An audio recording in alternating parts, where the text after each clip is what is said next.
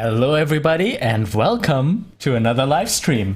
Today we're gonna work on some more animations together and yeah, just hang out and have some fun with things and yeah, talk about art and animation and yeah, today I'm also joined by our wonderful cat down here. There. This is Rainbow, my cat, and she's being in the way right now. But yeah, that's how it is when you have cats. So I kinda need to, excuse me, work over you, under you. Yeah, aw. I love you too, little kitty. Alright, so yeah, despite this kitty in front of me, we're gonna try to get some work done today. Just a little bit. And hopefully talk about some nice animation things. Please let me know if there's anybody already there in the chat, if you can hear me okay. Because I'm always experimenting here. Now she laid down all peacefully. There she is. Aw, Rainbow. Yeah.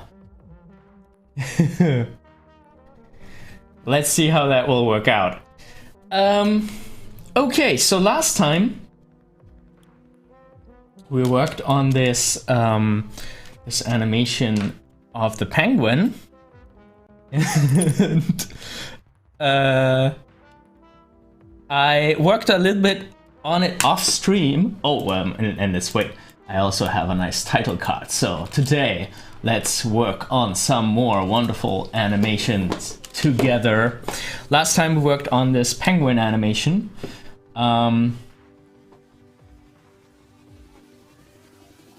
And this is what we got so far. Yeah, as you can hear, I now have the German voiceover. I'm gonna be working most of the time with the English, but lip sync is gonna be made with a German voiceover. So, yeah, sorry for that.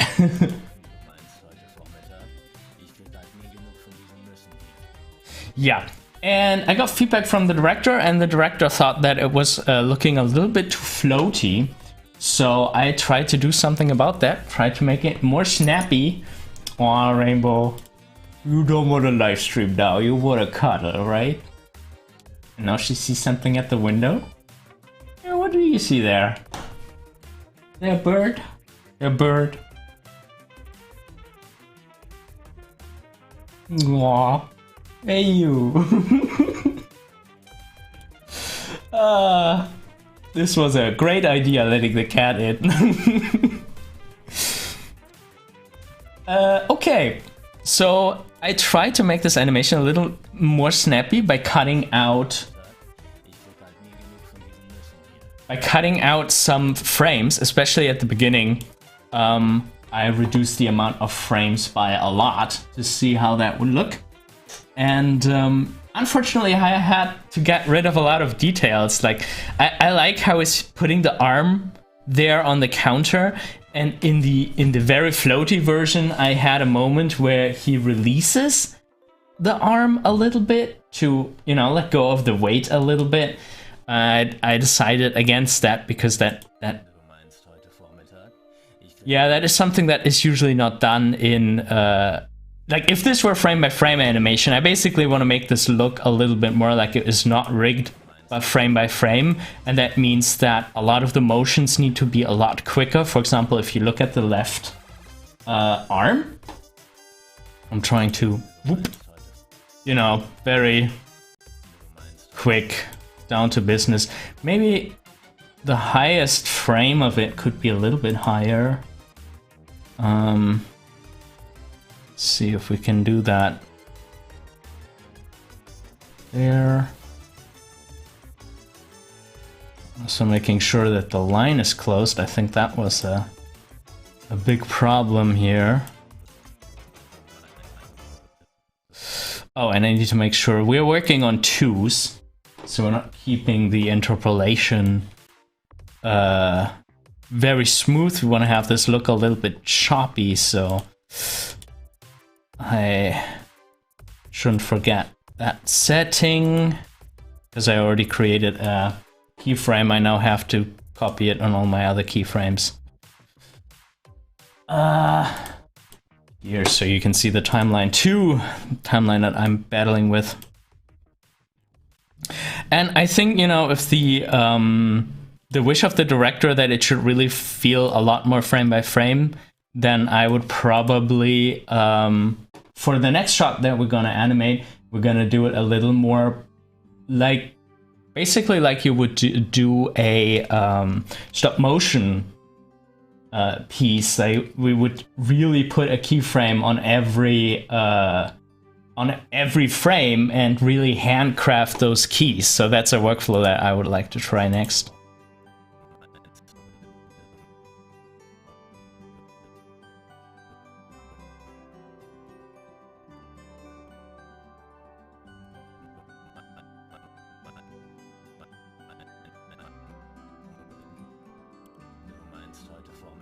Yeah, now the arm is nice and floppy and snappy. I think that's better.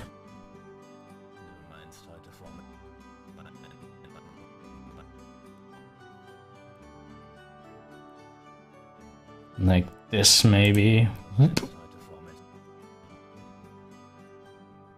We can switch to the English voiceover too.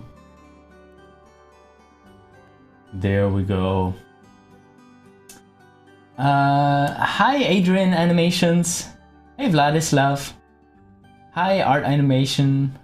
Artimation. How are you guys doing on this beautiful day? You mean this morning? I just don't get enough of these nuts here. Okay, so the lip sync is obviously not matching up precisely, but you know, that's something that we have to live with now. Maybe even let's switch it off for now. Okay, so the next thing that I definitely want to fix, I already did the body, I already reduced the frames in the body a lot. But another thing that I wanted to fix, let's maybe make the ease a bit stronger. Make this be almost there. Yeah, so there's a really small spacing and it ends nice and soft. The next thing I wanted to do was the point. There's like a bowl with a bowl of nuts on the counter that he's pointing to.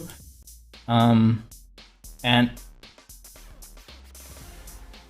feel like that is too slow, that's too many frames. So let's do something about that here.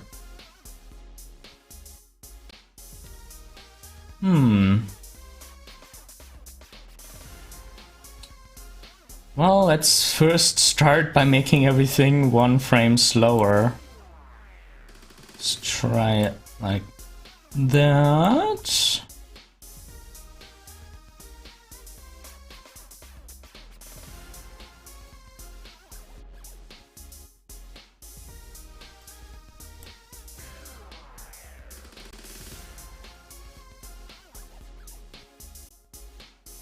And this motion should probably, like the part where it's being held, should be a lot longer.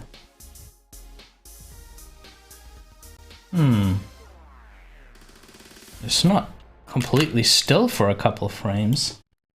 Let's make sure we hold it completely still.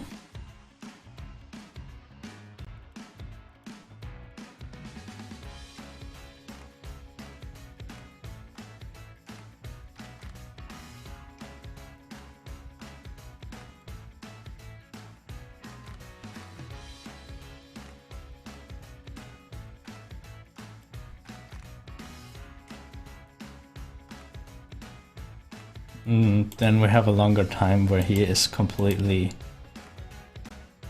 still. What's going on with this? And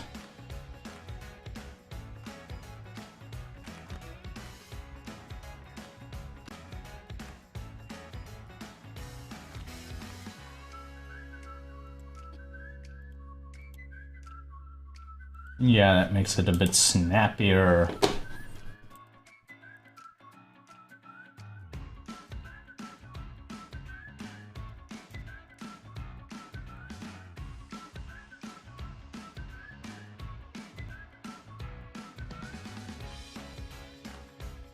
Maybe we also need like a tiny anticipation before he does this motion. Let's see what's going on in the body. So this is where the motion starts.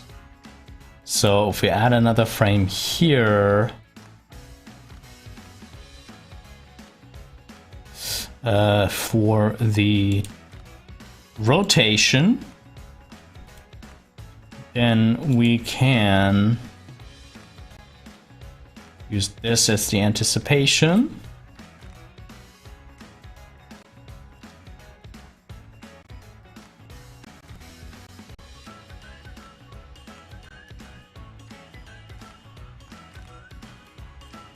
Yeah, maybe a bit too much, but I like that there's a little bit more happening.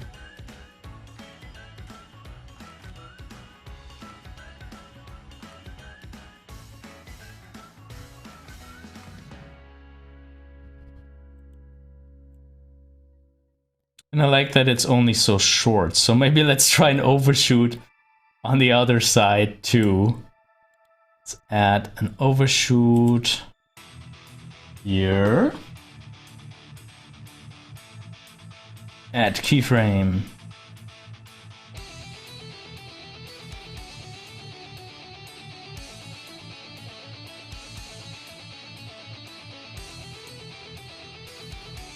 Oh wow, you barely notice it because the head is counteracting it. You see that? You don't actually see that the body is overshooting, but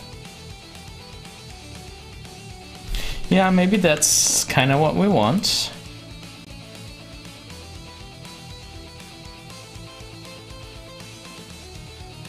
Okay.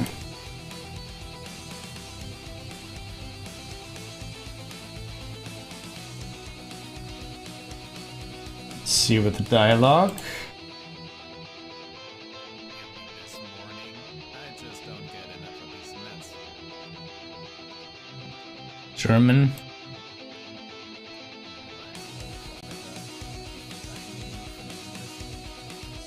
I can barely hear it, the music. So let's pause the music for a second. Du meinst heute Vormittag? Ich krieg halt nie genug von diesen Nüssen hier.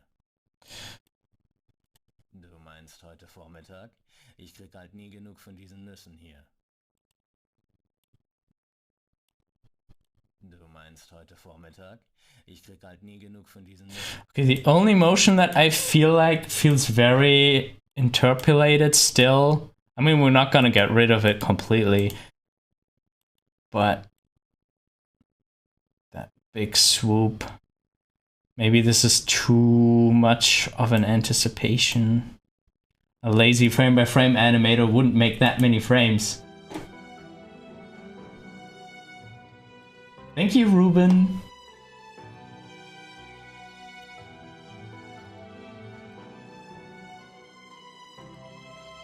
Yeah, we took just one frame away and I already like it a lot more.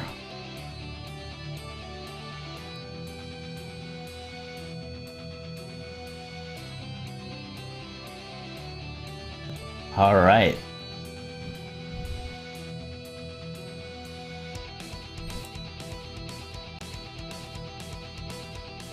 Yeah.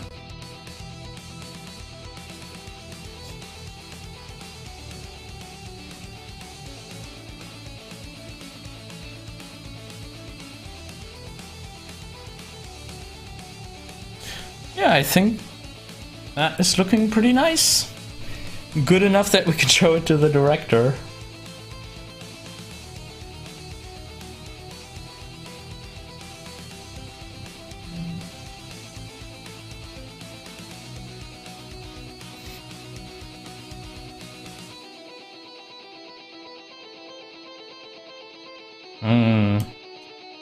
Maybe I keep coming back to this part where he's going up. Something is bugging me here. Let's see what's happening with the head. Maybe if we shorten it again for just one set of twos.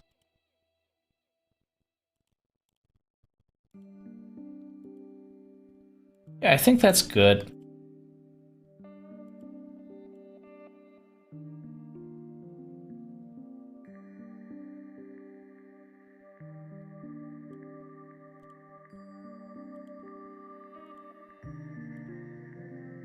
Let's make the setter overshoot also.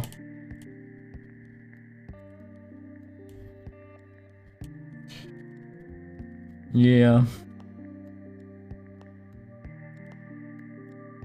I like that we're keeping him so still. Like, this is a rig, so we could do some keep alive stuff, but it's getting a very stylized, snappy look because we are so quickly.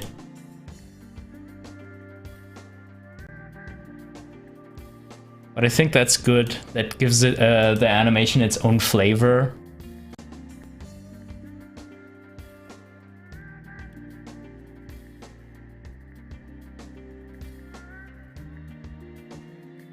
Yeah. Then we can basically, I think, just save it like that. And hey, version 5, I feel like that's relatively little for a shot to get done. I mean, almost done. I still obviously need to get feedback from the director, but still.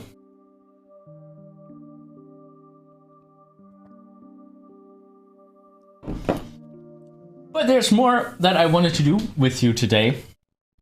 I wanted to jump with you into Tahoma 2D, which is a fork of OpenToonz. Yeah, and I wanted to have a look at it and do a little... I have to do a little animation anyway for one of our tutorial videos that is coming out now. Hopefully today. I need to write a couple texts for it and stuff because it's part of the free 2D course that we have going on. And I always try to write everything down so you can also read it on our website. And it's about physics, so there's some interesting stuff in there about how to move light and heavy characters and how they move differently. And yeah, I wanted to do a little example animation with you guys. So let's pull that up. I already downloaded Tahoma. If I could only find where I put it. Just a second.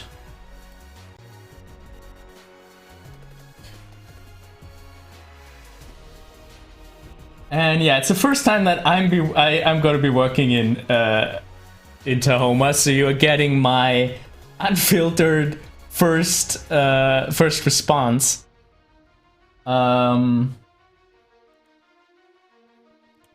Everything minimized, so let's pull that up again.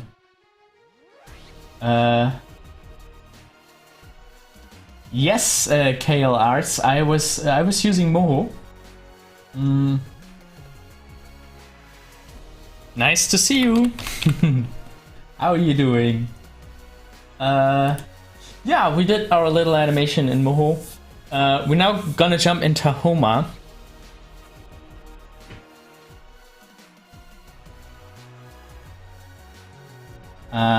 Oh, but first, I think the director is here. I want to show him the animation real quick. Yeah, here, we just did this little thing in Moho. Trying to make it more snappy, look a little bit more like frame-by-frame animation. But yeah. For today, we're gonna switch to Tahoma. It's the very first time that I'm gonna toy around with it. So apparently they kept the project stuff from OpenToonz, so we still have to create a project. Oh, that is fantastic. I can create a project everywhere I want. That is huge. This always bugged me with OpenToonz, that you had to go through like the settings and whatnot to create a new project. And here you can just pick a path and create a project. That is so cool. I'm gonna do that right now. I'm gonna, if I can find my network drive.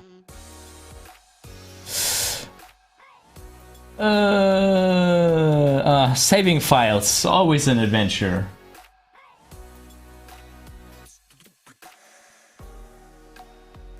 So, Animator Island. I'm gonna save, as always, I'm always saving in my Dropbox, so first of all, I always have my files accessible on all my devices. And I also got so used to Dropbox doing backups. So if I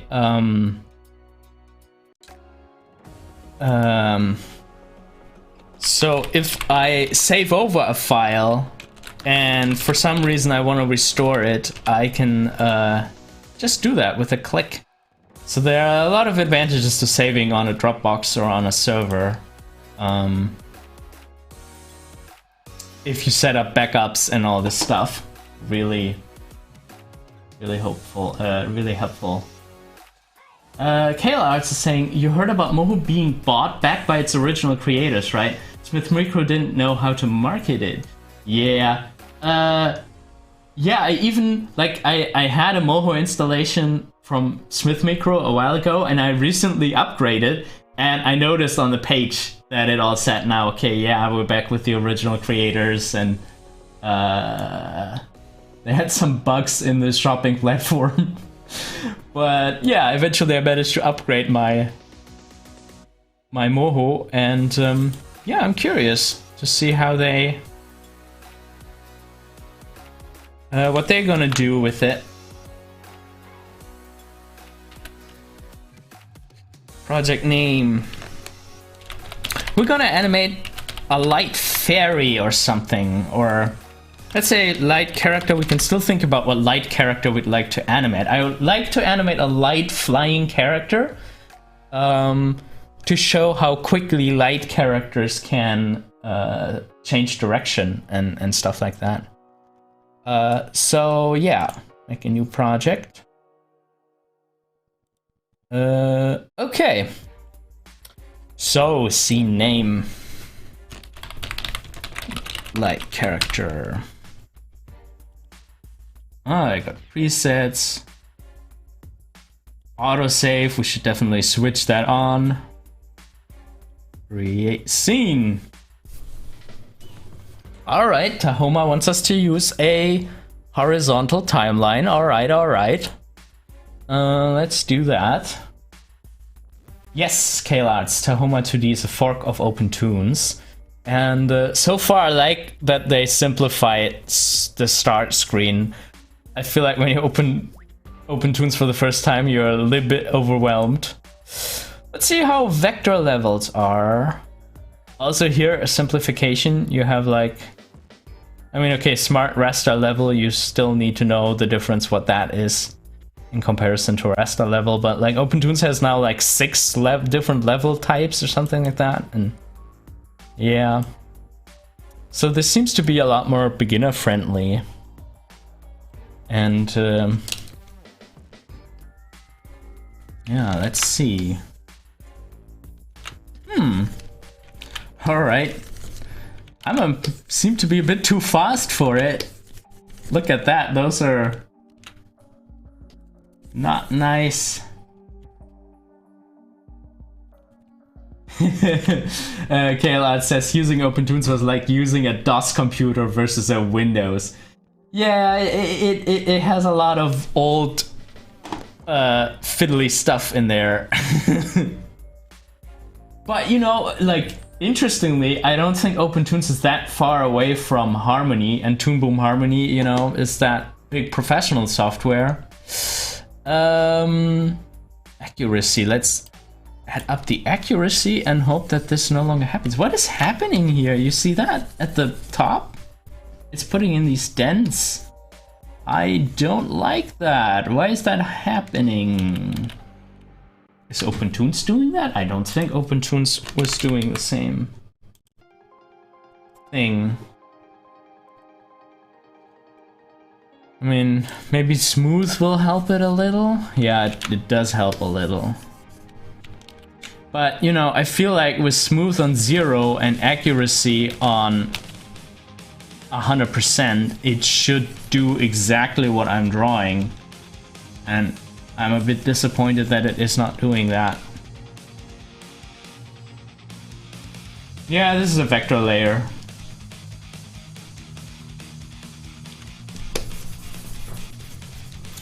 I mean, I could work on a bitmap layer. On a bitmap layer, it's probably how it should be.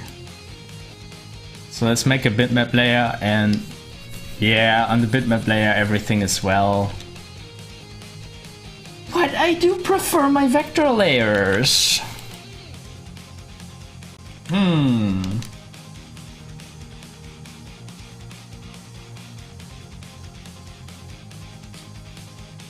Yeah, I mean, vector layers in OpenToonz, like,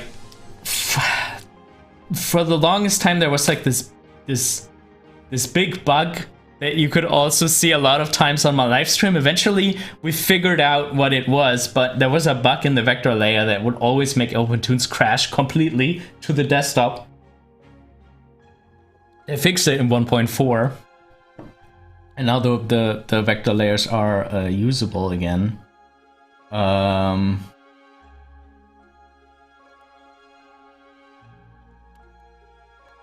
So let's just go into a random project. Okay, let's switch smooth off and accuracy to 100. Ah, it's doing the same stuff. Okay. Alright, Tahoma.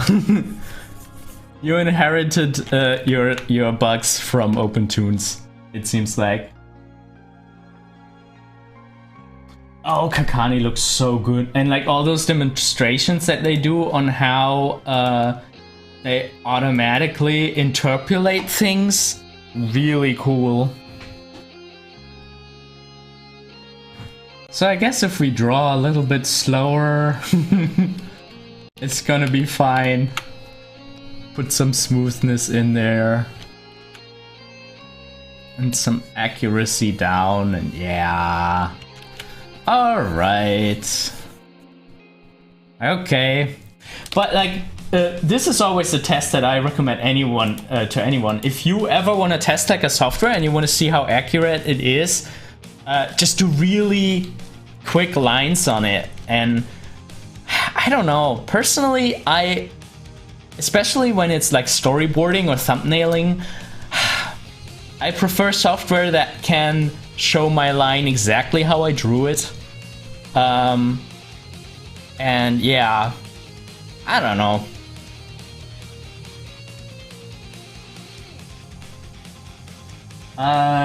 KL Arts is talking more about Kakani, not just automatic interpolation, but also you can edit the timing of frames in real time, like you can with 3D programs. Pushing your breakdowns around changes the timing. Ah, sweet. Mr. Creative World asks, you use Blender 2D? Not yet. I have seen all this cool stuff that you can now do with the grease pencil, and I will look into that. Yeah, and I'm really excited about it because, you know, connecting 2D and 3D in Blender, it could be so powerful. Oliver Dreamwalker says OpenToonz version 1.5 will be released soon. Cool. Yeah, looking forward to that. They do, like, I feel like you do feel the jump in OpenToonz. Like whenever there comes a new software out, I mean, it's probably not the best thing, but I think some of the things that bug me, they get rid of, and yeah, it's really cool that they are listening to the community and pushing it in that way. But you know, of course, open source software can only move that fast.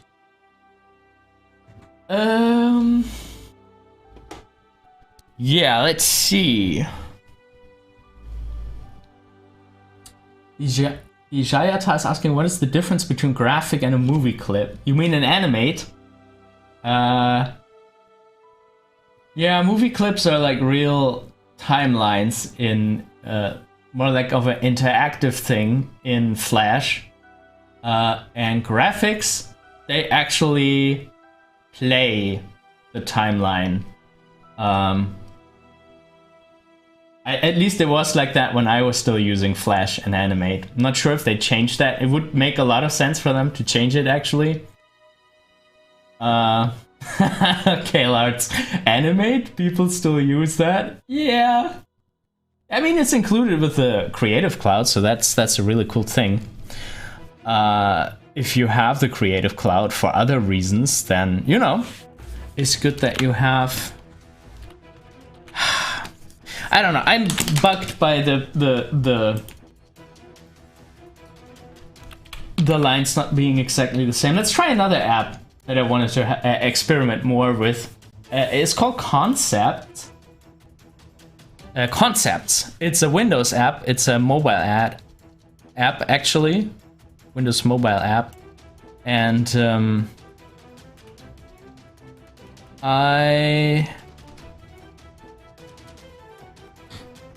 I wanted to try it because it has an infinite canvas to all sides, and I needed something for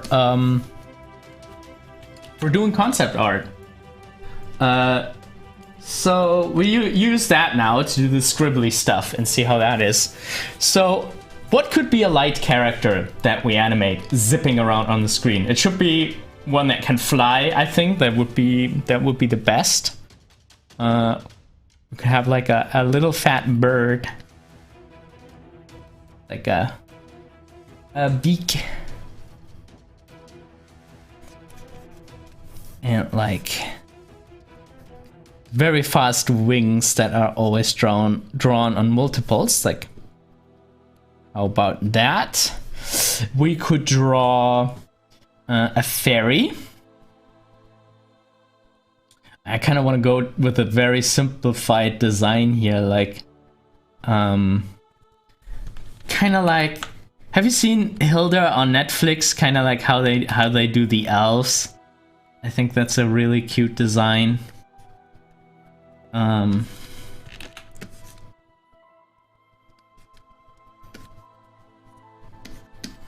Maybe like this, and just little stick arms.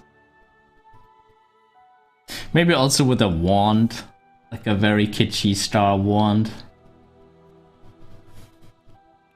Little crown.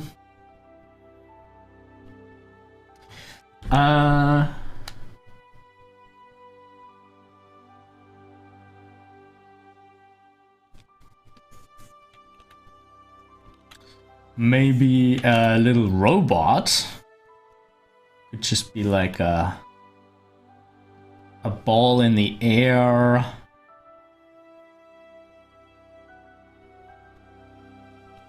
No, maybe with a propeller. I'm deleting stuff. I shouldn't be deleting stuff.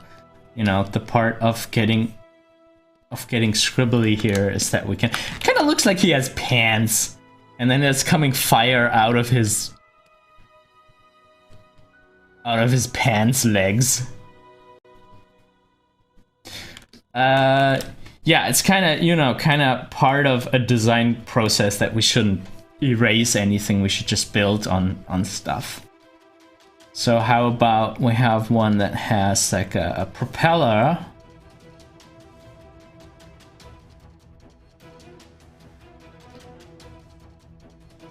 Or maybe upside down, other way around.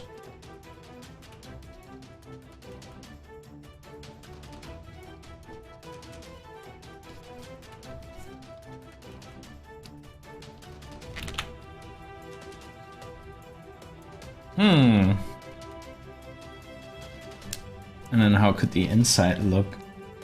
So you have like just like a robot face like that. Maybe more like like ski glasses.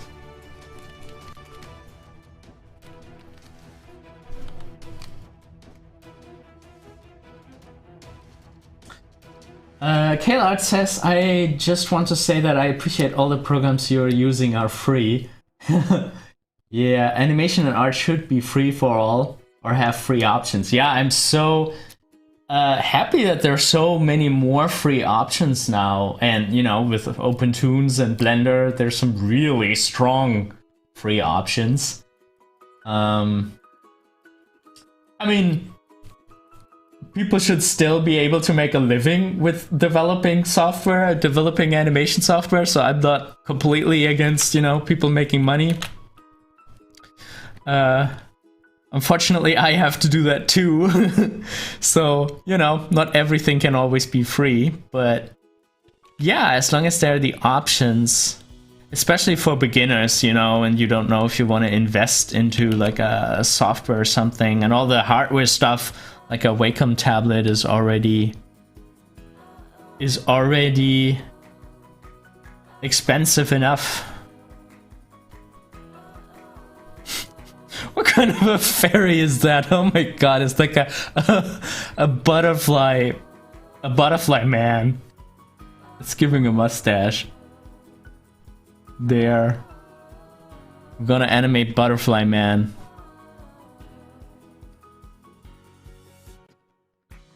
Oh dear, what have I done?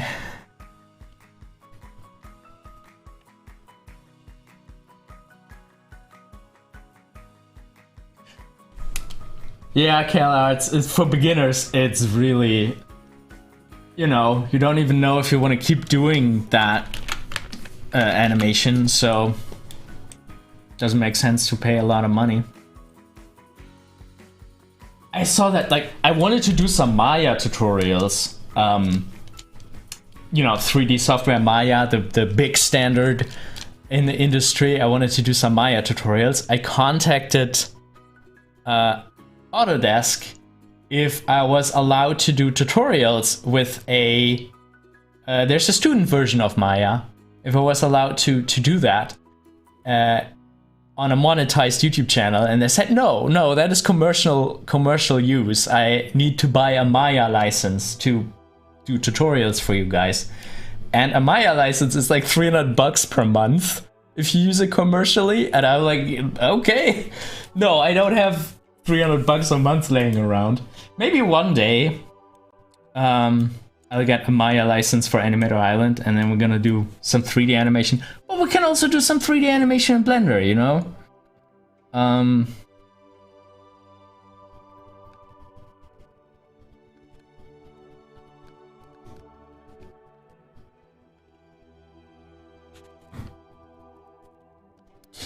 Alright, so here we have a real fairy.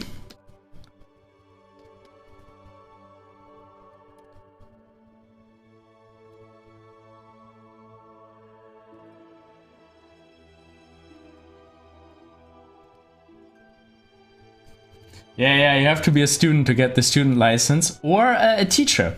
That works too. And I am teaching at universities, so I do have a Maya license, I have a student license, but I can't use it for the channel, unfortunately.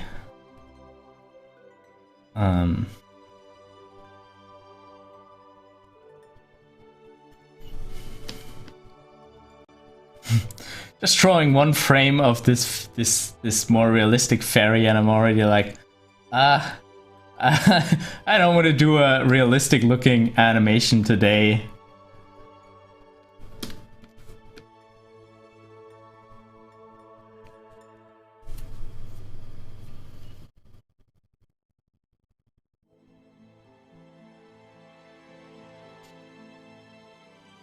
Yeah, CalArts, I also think like a lot more people, like not studios, but individuals will probably switch to Blender. Studios, they just buy Maya anyway, but yeah.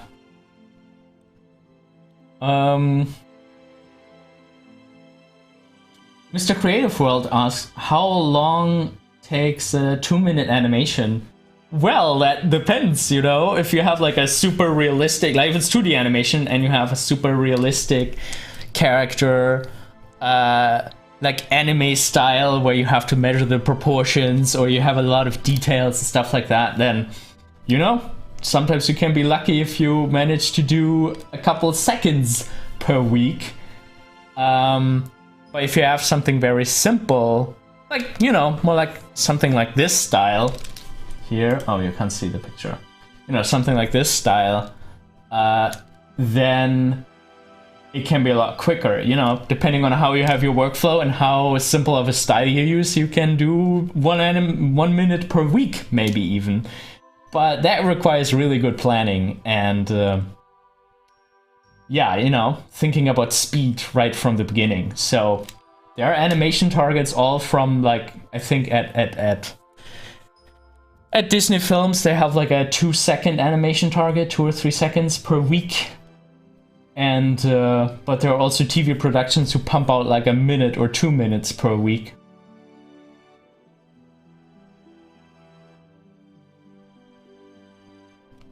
Kayla says about studios have contracts for X years, but when those contracts are up, I think you'll see studios start to switch to Blender to save costs.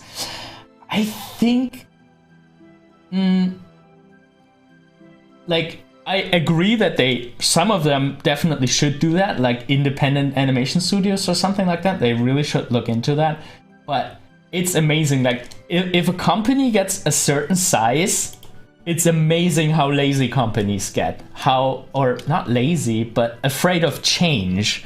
If they're like, you know, it's not just Maya. They have their pipeline. They have all the tools that work with Maya. They have the render farm that works with Maya. And even if the render farm would already work with Blender, they're like, oh, but we have all this stuff set up. So I don't know. I didn't experience companies as the ones who are easy to try something new. But I think if you're founding a new studio or if you were an independent animator, yeah, sure. I mean, Blender, that was already a fantastic option years ago and still is, and gets a better option more and more. Hello, Sachin. Nice to see you. Mr. Creative World, what do you think about freelance versus industry worker?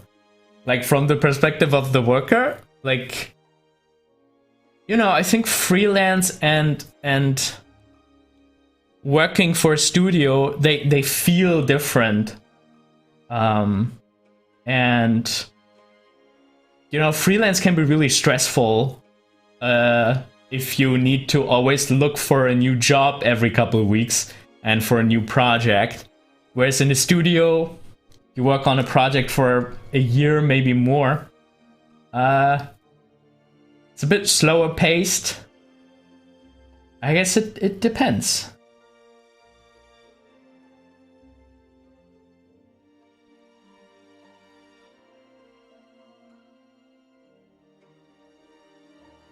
Hello, Jeeton. Hi, Panda Animation.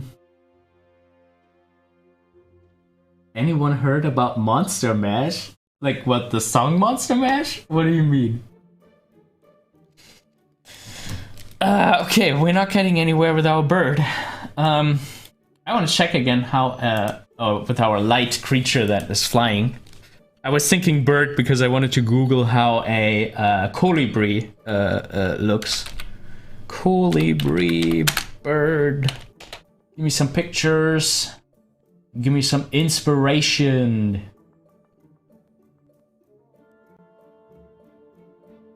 Okay.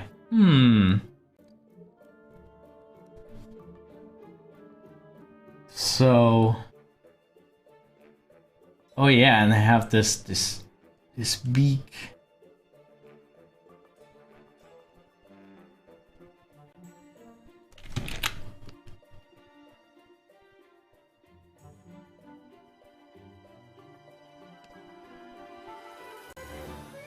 There. Amazing how long those wings are still.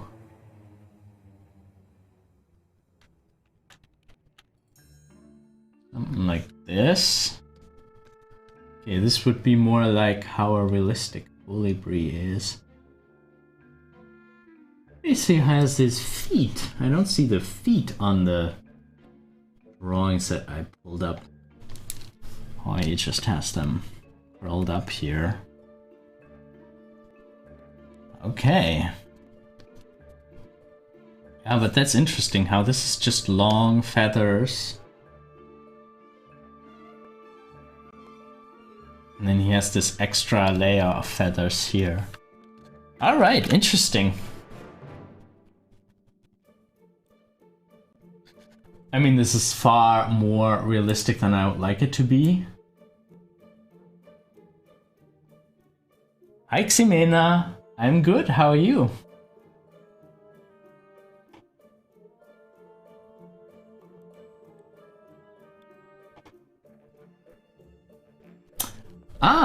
You're talking about Monster Mash. The Kayla says the 3D modeling and kinda animation program. Okay, interesting. Much easier than Blender. You can make 3D characters in it. Huh.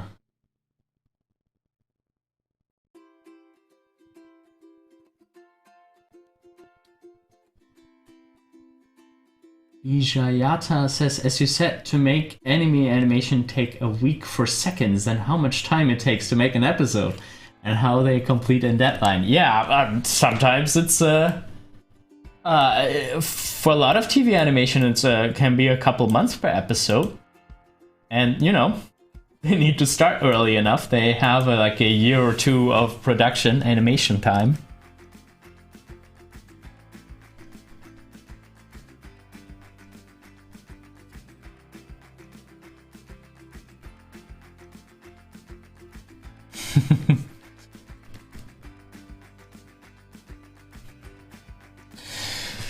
Okay, so guys, what do we take? Do we take a bird, or do we animate a fairy, like this children's drawing fairy?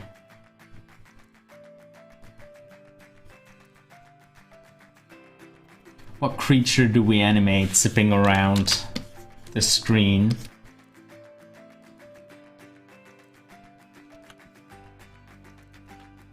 Bird versus fairy.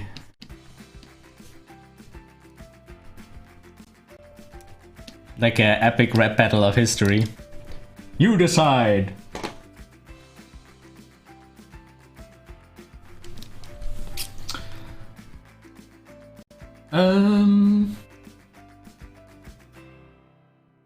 It's just a animation exercise. I'm about to finish a tutorial about weight, and I need an example for a light character zipping around and changing direction really quickly and speeding up really quickly.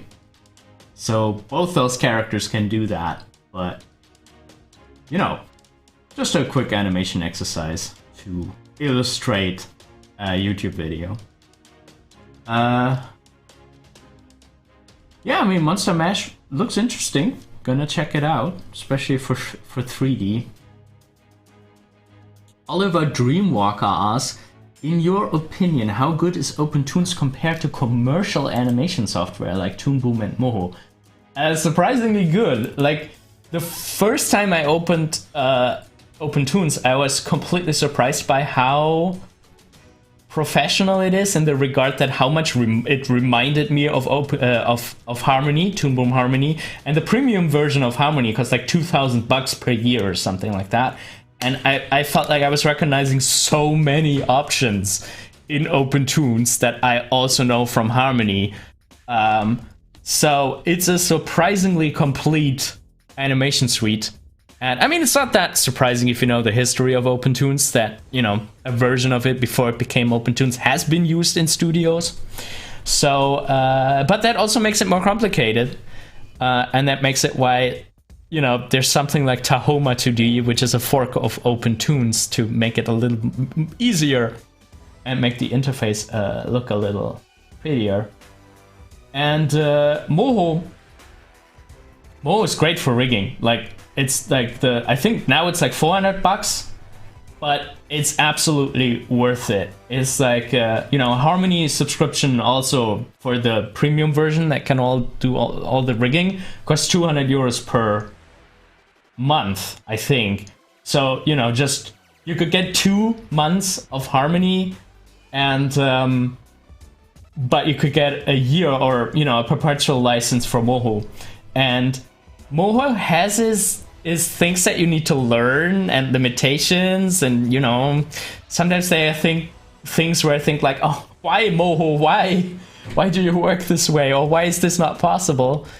And Harmony is like limitless with like the node editor. You can do a bunch of crazy things in Harmony. But Moho is like the quickest rigging software, one of the quickest rigging softwares that I know for doing. For quick rigging, I think Moho is fantastic. I have never rigged in OpenToonz though. I don't know what the options are in OpenToonz.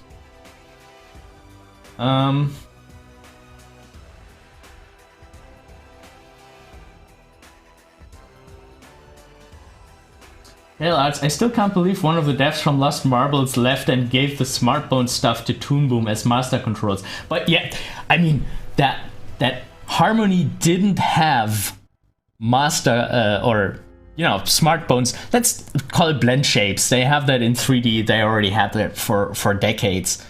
Why did Harmony not have that? Why did Harmony not have that for like, yeah, I can say decades. When I started using Harmony, they didn't have it, and then I think they only added it recently.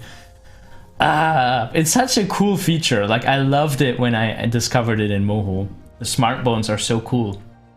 For people who don't know, you just it's basically like blend shapes. Like, you can map different facial expressions to a bone, and when you move the bone, it will change to those facial expressions and stuff like that. It's really cool. Or like to do perspective.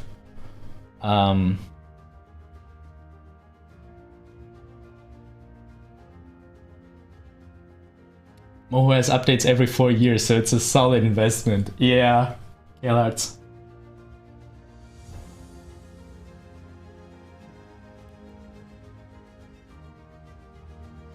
Yeah, I mean, I can see how the Harmony guys were like, we really need something like the Smartbones in Moho. I think maybe it's my fault, because I wrote to the support one day. I wrote to Harmony like, hey guys, why don't you have this? Why don't you have blend shapes? Maybe it's my fault. I don't know. Nah. It just makes a lot of sense that I think every rigging tool should have it. I don't know how such a thing can even be patented or protected. Because, you know, a lot of 3D software already has it, but I haven't seen it in a 2D software. So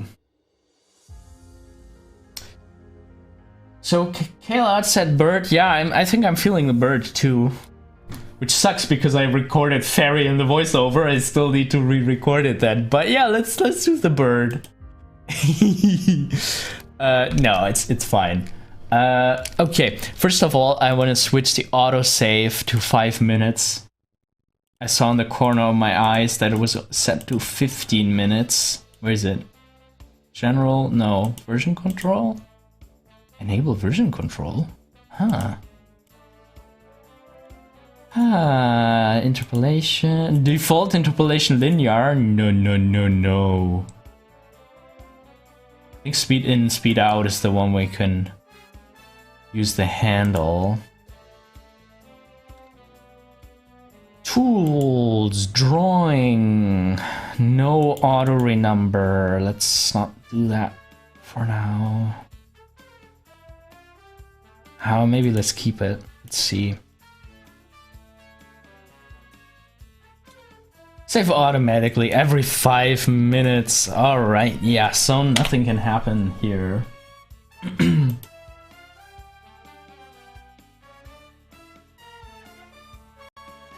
Kailarts, you're making me want to install Moho again, despite the fact that I'm working in 3D now.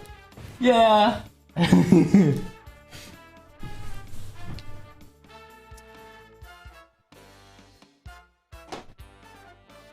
Yeah, you know, the way I see it, like, it's good to know a lot of animation tools. So if a project comes along and you need to buy the you need to create a pipeline for a project. Personally, I like to think for every new project, I like to think, okay, what would be the best software to do it in? Oh, does it have a lot of chase scenes? We should probably work in Blender so we can have like 3D chase scenes. Do we have to rig a lot of characters quickly? Then we should probably do it in Moho.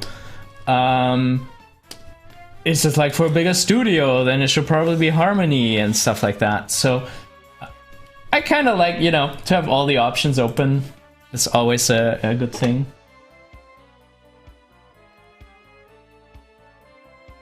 Is that the music that I'm playing right now in the background? I have a couple of musics that I always get copyright strikes for, despite having bought them. Specifically for the use on YouTube and stuff like that, but it's so crazy how this automatic system just strikes you down. I mean, it's too late, it's already playing.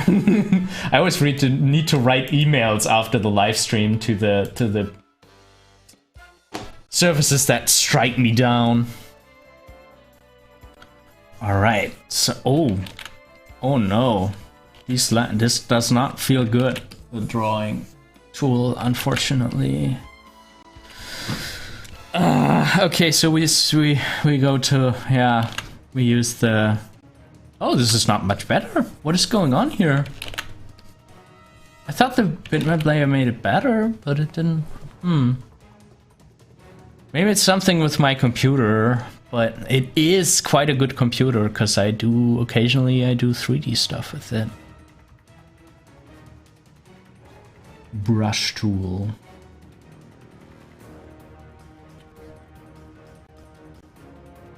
You have presets? No, nothing yet.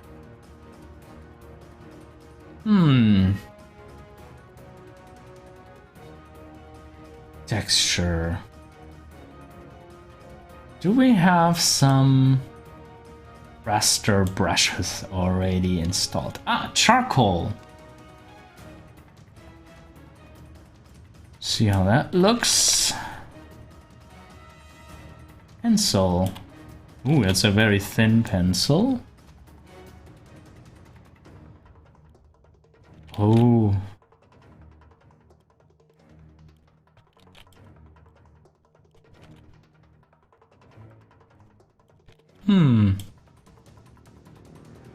Okay, so it is base size and then it goes smaller and... Like 0 is the default size? Interesting concept.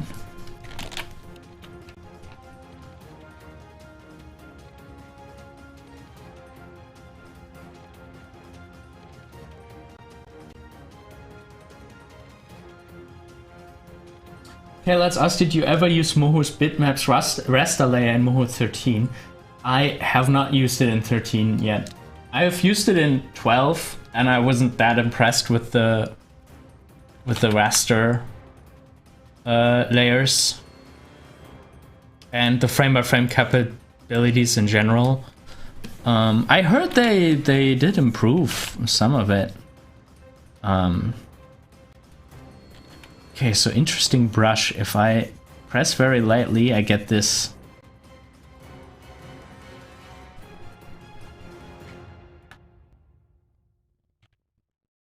I get this very soft pencil, and if I press firmer, I get a thinner line. That is interesting. Can I set the zoom? Oh no, the zoom to 100%.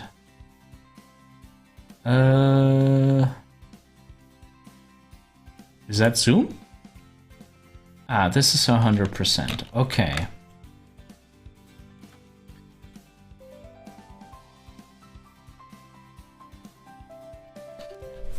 Okay, that says you would draw with the raster brush in Moho, and when you move the canvas around, it will ghost the marks.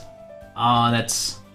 yeah, crazy. Yeah, I must have noticed something like that too, because in my head, I decided, oh, I'm not gonna use Moho for bitmap. Do we give him a long beak to be a colibri thing? Yeah, I think that's nice.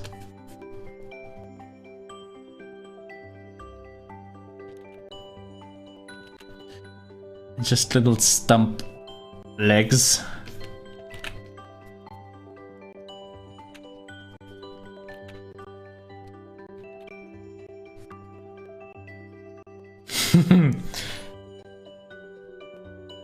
I like our scribbly colibri.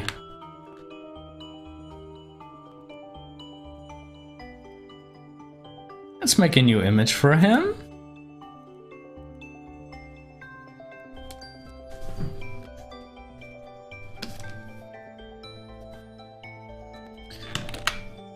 And just get him like a line wobble redraw.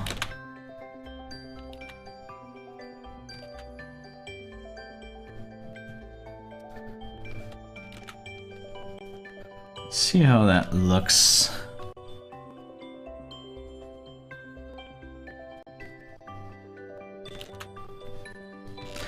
Sometimes it's so hard to match like a scribbly line you did very quickly in one frame, and then you want to have a frame where it almost looks like that.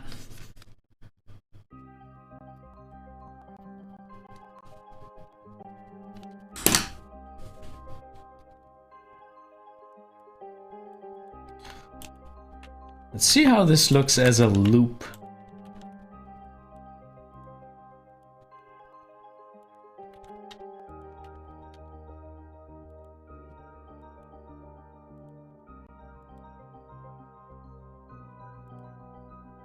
What frame rate do we have this on? 24 frames?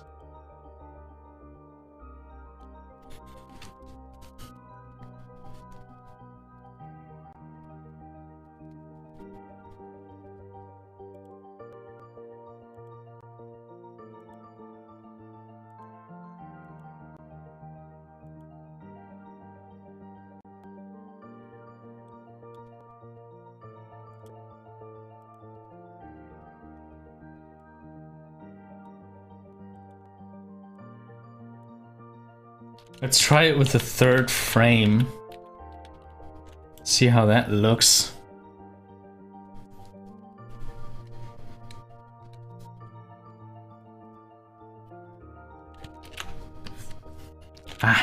Need to be slow so I need to get a nice soft pencil line here.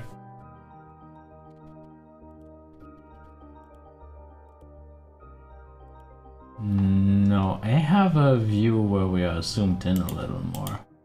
There we go.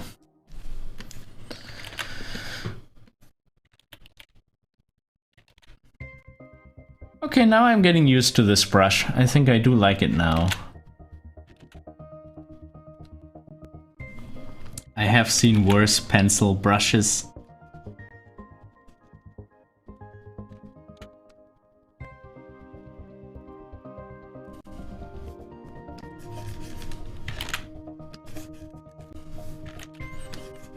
Question is, where do we put his wings? Let's try like a middle position.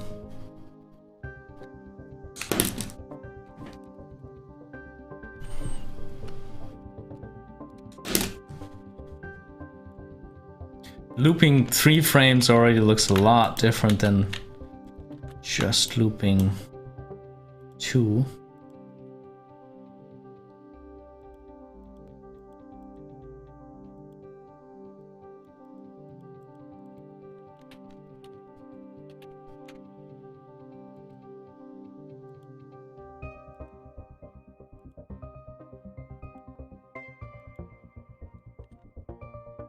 So maybe we should change the order. Have the middle position actually be in the middle.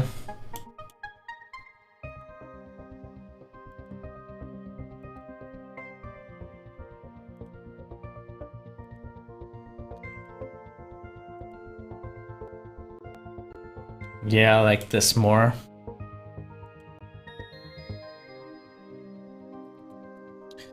Okay, and now let's have some fun. Let's work. Oh, I haven't worked straight ahead for a long time. Let's grab his body and yeah, work straight ahead.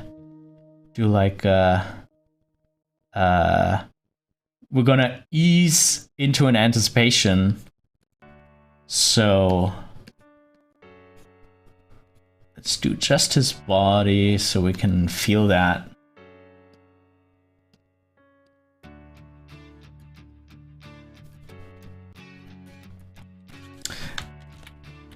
And have him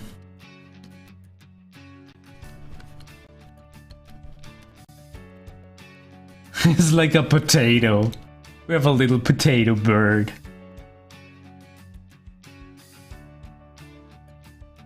Hey Andrew Jordan, nice to see you.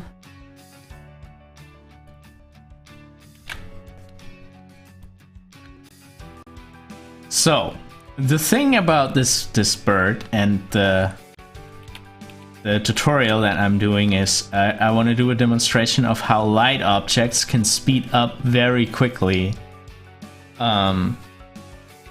So we have him just go into this anticipation.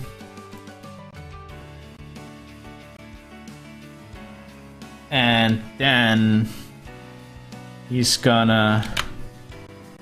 this is also gonna be an ease out, but he's already speeding up a lot.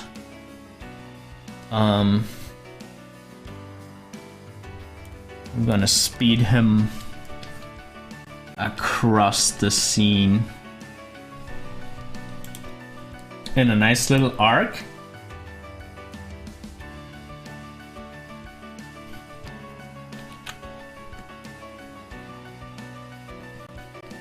Let's see how that works. Our little potato bird.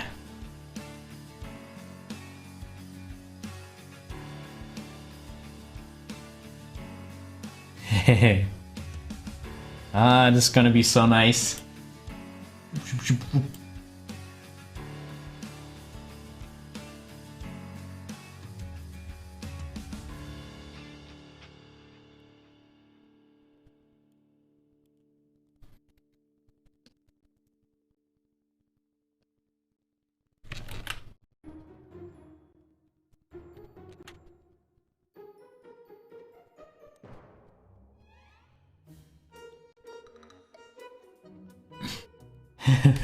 Okay, Lars, I should be in Maya working on a class assignment, but dang it, you've got me so nostalgic for Moho.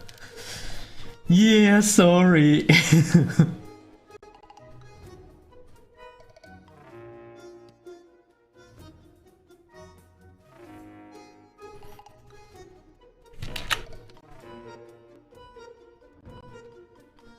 All right. Let's hold our potato bird over there.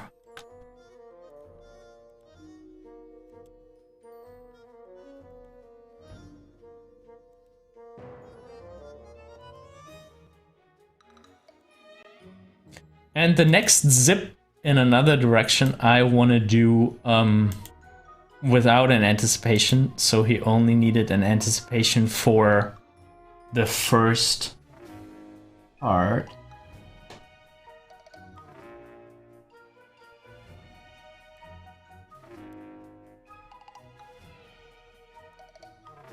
Oh, okay, Lars, you're downloading Moho right now. Yeah. Yeah, the purchase process is weird, isn't it? And takes a long time to download and stuff.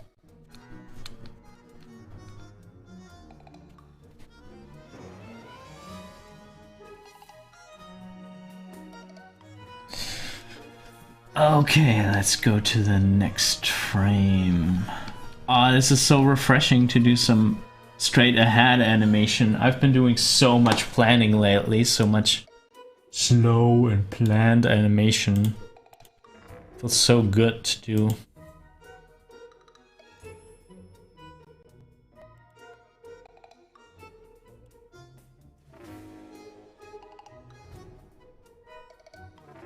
Oh.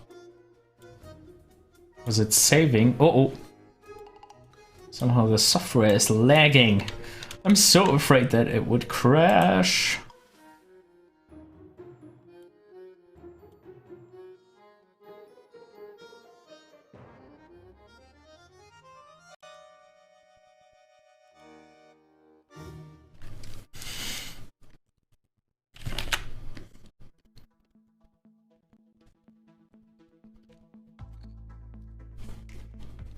Okay.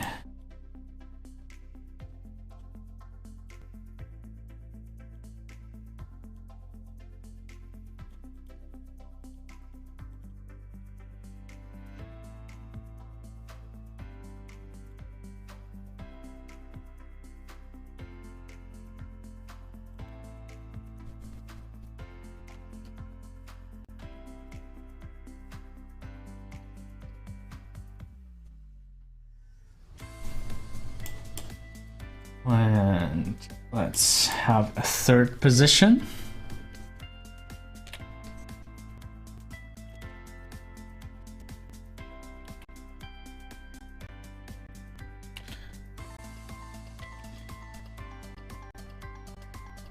Maybe here he's more like frontal facing the camera. Let's see how that works.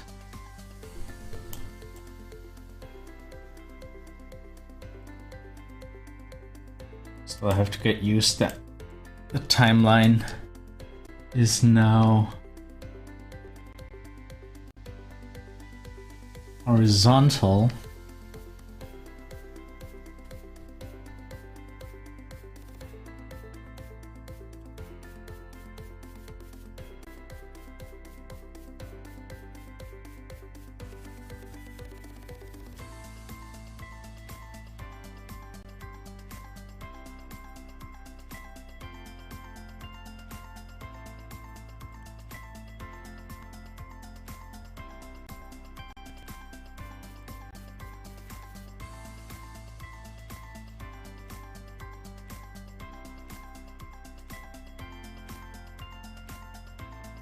And then we give him another ease. Oliver Dreamwalker asks, do you use timing charts? Yes, usually excessively. But in this case, I'm not, because I... basically for this guy, I'm using the same pattern all the time. I have him...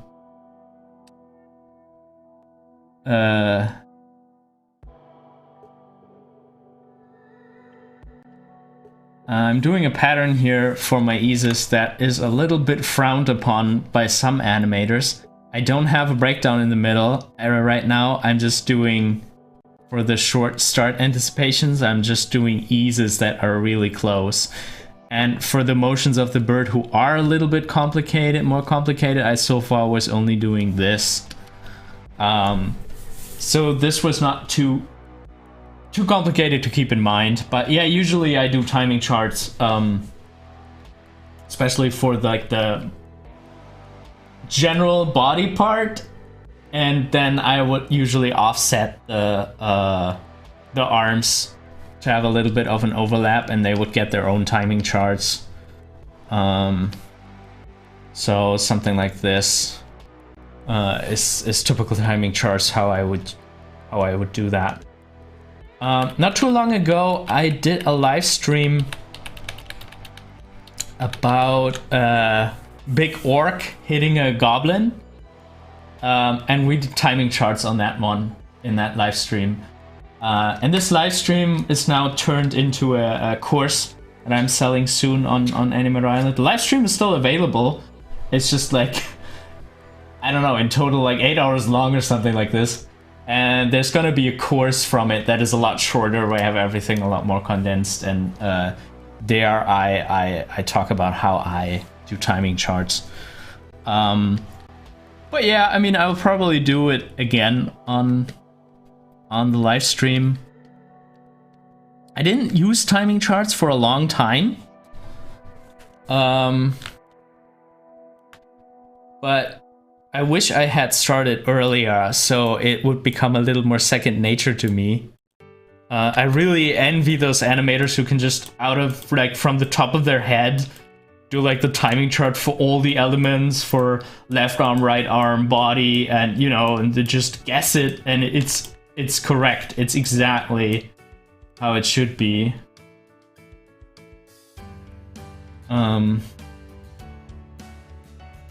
Such amazing ability, but in one studio where I worked at, there was one the person who led the studio. He was always asked to time the animatics, and he would just write down on an X sheet his suggestion for the timing, and he was always so right. Like, he was just writing down the times from the top of his head, and almost always they were 100% the right call. Really crazy.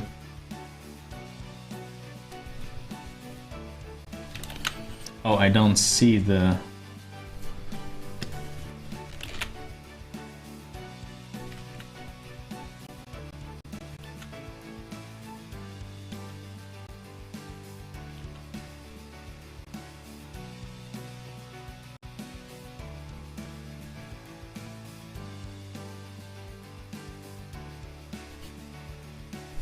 Khaled says, I got lucky and got Anime Studio Pro 11 for 80 bucks. Oh, that is cheap. But half off 11 to 12, and then 12 to 13 at half price. Yeah. That's how they get you with the upgrade prices. But yeah, if you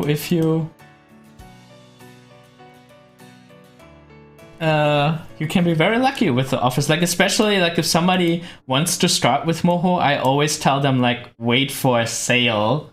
Then you get your first version super cheap on like Black Friday or something, and then, you know, the upgrade price is so reasonable. It's very okay.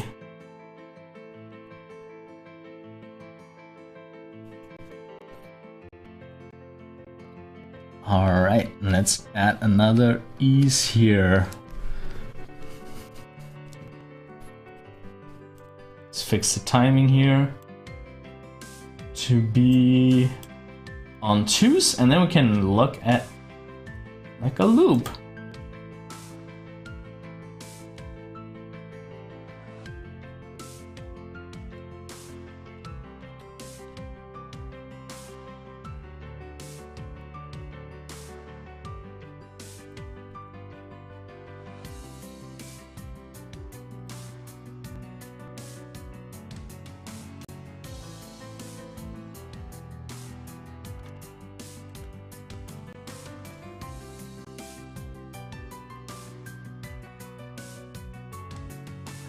Okay, we should maybe add some holes at the 3 positions.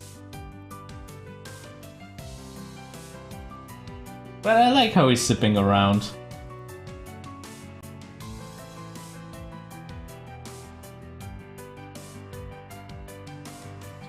Vladislav asks, what skill 2D animators should practice on regardless of what software he uses? That's a very good question. I like it a lot because a lot of the time people are super concerned about software, and I get it. I'm obsessed with software too. I love to talk about it, obviously. But, you know, the software is not what makes your animation good or bad. So, like, my favorite focus is acting. Try to think more about how a character in that situation would behave. Try to feel what the character is feeling, or just, you know, imagine what a character in that situation would feel, how they would act. Research gestures. Like, there's a lot about body language, how we do our posture. There are pacifying gestures that we do to to calm our nerves and stuff like that. Yeah, and acting, obviously, that your character always has something in his head, that he's not like just like, oh, I'm looking over here, I'm looking over there, I'm looking there, but that he like, oh, I heard something, I'll look over there, and I wonder where my friend is he over there? Like, every motion should have a thought in their head. Like, to me, that is the most important soft skill as an animator, that you always think about what is going on in your character's head, and that there is always something going on in your character's head, and then should be logical. Yeah, and then, I mean, drawing skills are universal too, and practicing anatomy. I have a lot of catching up to do in anatomy too, unfortunately. Because I was a little too lazy during my student years, so I'm still trying to do some anatomy work and stuff. It helps you even for cartoon if you know more about how, like, you know, the skull works and stuff like that. It trains you to think more three-dimensionally, and that there's actually bones under the skin and fleshy parts, and that the flesh moves different than the bones and stuff like that. So anatomy and it's just practicing drawing skills, very important for 2D animators too.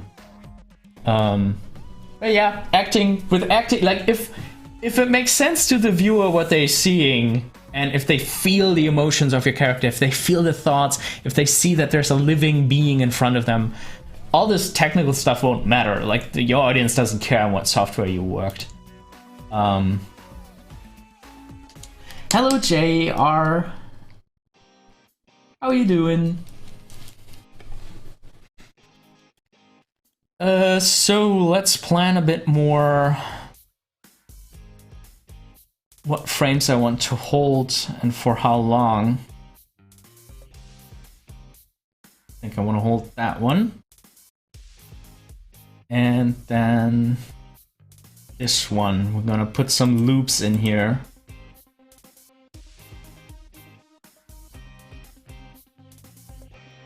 All right, making sure that everything is in uneven numbers.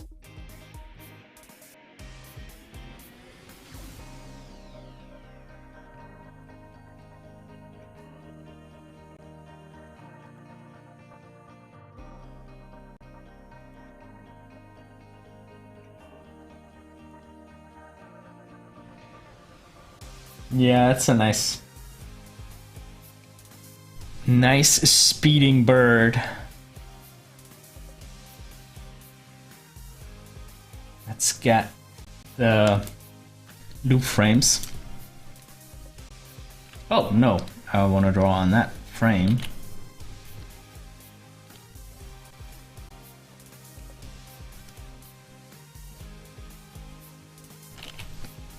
Let's have him look down.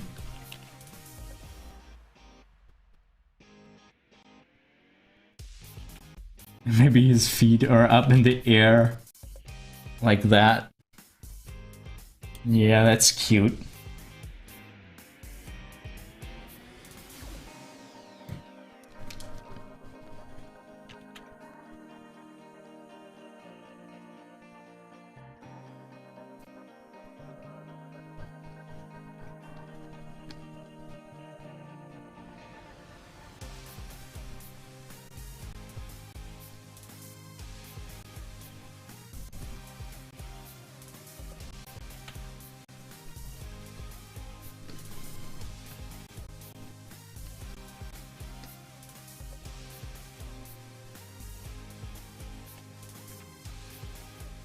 I just copy and paste.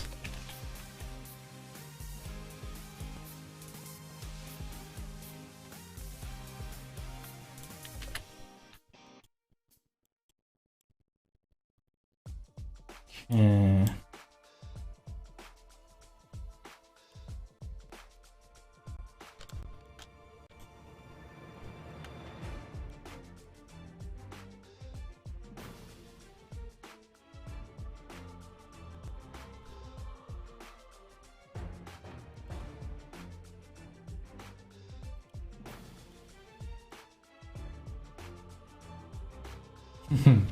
It's gonna be funny. Maggot-Minded ask, how do you overcome procrastinating as a student? Oh, yeah, that's obviously a topic that a lot of people have to battle with, and I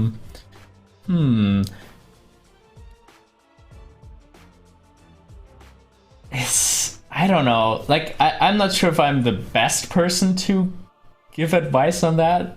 There's a video coming out this week, actually the video that I'm doing this example animation for. I've been working on that for a year. For a year, I have been like redoing it, and and the main reason why I'm not done with it is because I was procrastinating. When I had the time to work on it, I didn't, and yeah. So I'm not sure if I'm the best person to give advice here.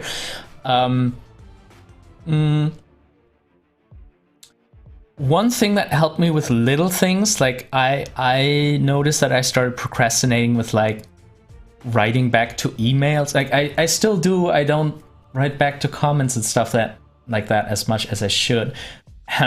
But like the tip that I heard about that really helped me is, if you expect something to only take 2 minutes of your time, do it immediately. Like, if there is an email like, hey, can you send me a copy of, I don't know, your student accreditation, stuff like that, do it immediately. Because if you just write it on a to-do list, your to-do list will get longer and longer and longer. And it's better to, like, if those little things pop into your head, like, oh, I have to bring out the trash, just do it immediately. Because if you just put it on a list, you're not gonna do it. And for the big things, for me, I think it helped to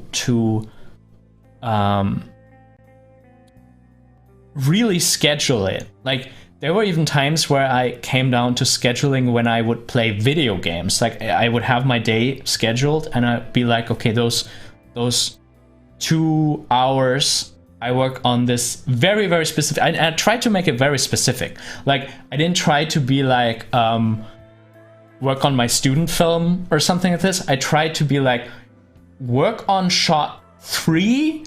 I want to get how the character lifts the arm. I want to get that part done.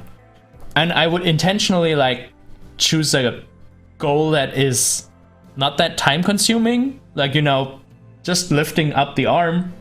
That's a small part of the whole animation. I can do that. And in those 2 hours that I set aside, or the 3 hours that I set aside for just doing this, I noticed that, okay, I'm already done in like 1.5 hours, and I can already start doing the next thing. And that helped me to get pulled into the zone and to have this success, like, of I had this goal and I already achieved this goal. Okay, now I can get going. That's something that I did. And yeah, and then I also scheduled, like, okay, now I'm playing a video game. I worked on my stuff. Now here's the time that I play on that I do something else than animation. But yeah, growing habits. That's a difficult thing. How do you build better habits?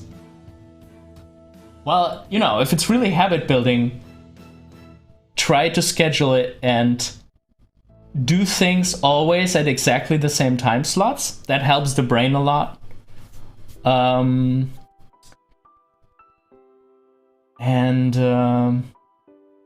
Start with the most difficult thing in the day.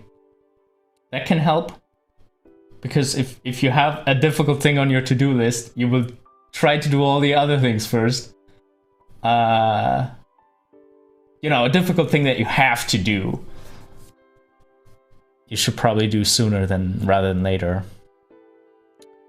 Yeah, but habit building, the first thing is forcing yourself, putting it in a calendar, doing it regularly, having time slots every day. Every day I do an hour for this, 2 hours for that project, something like this.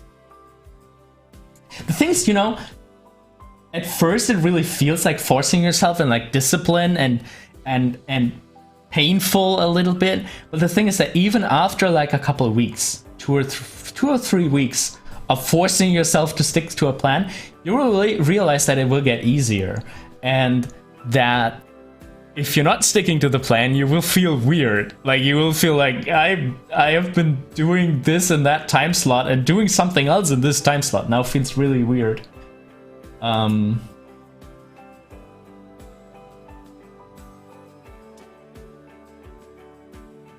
Yeah, recovering from interruption and distraction. It can be so difficult. I mean, and the reason why I didn't live stream on Thursday as I planned was because I don't know, I was working on things, and for some reason I started like I often, like if I do like coloring or something mindless, I listen to podcasts, and on that day I would just get distracted by everything. Like even if I had just like a podcast running, it would pull me out and distract me, and somehow on this day I didn't manage to get my work done. I don't know. Sometimes you will have these days. What I probably should have done is I should have just switched everything off and just forced myself to do it without music, without podcasts, and I would probably have done better, but you know, not like it gets a problem if it's a problem every day. I think then you really need discipline and to force yourself, but you know, to have a bad day every now and then is also not the worst thing that can happen. Yeah, Fred the Monkey. Yeah, JK. Reminds me of the Milt Kahl story from Richard Williams. There's this famous... the first pages of the Animator Survival Kit. Where... yeah, was it Milt Kahl? Or Richard Williams asked Milt Kahl if he's listening to music while he works. And he gets yelled up at that he's not smart enough. There's also a really cool animation of it somewhere on YouTube.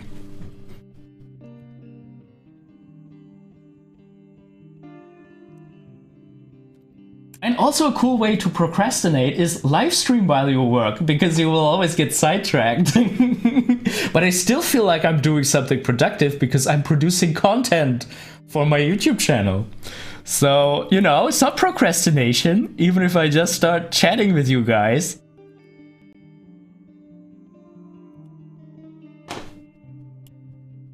Okay, let's hold. Let's do the hold frames for here.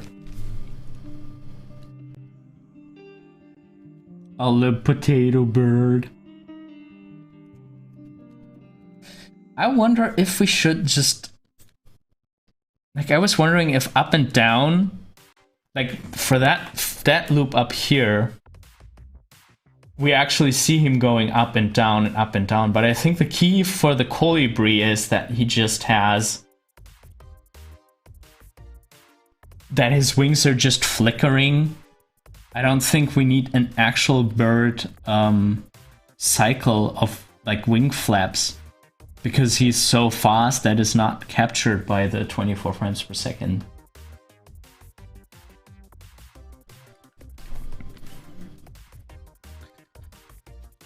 Maggot Minded, do you know the Pomodoro technique? With the Pomodoro technique, you have like a time slot. Like you work for 20 minutes, focused, you switch everything off, no distractions, switch your phone off, everything. And then you have 5 minutes to do whatever you want. And when I did the Pomodoro technique, I did like, I was practicing magic tricks for a while, and I would just, you know, play with the cards and stuff for 5 minutes and try to learn some sleight of hands tricks and stuff like that. So it felt different enough from animation. It was just, you know, I could just do stuff with my hand and repeat stuff with my hand without thinking about it.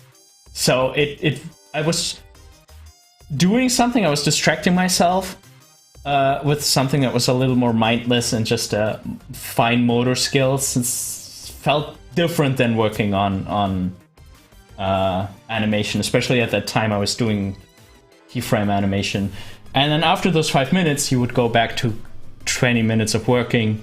Then you would do a 5-minute break, do something else, even watch a funny video or something, and then, you know, and this way you practice going in and out of focus, and your brain also has this like, I want to distract you, but you can tell your brain like, yeah, soon we have this 5-minute slot, and then in that 5-minute slot I can do whatever my mind wants me to do.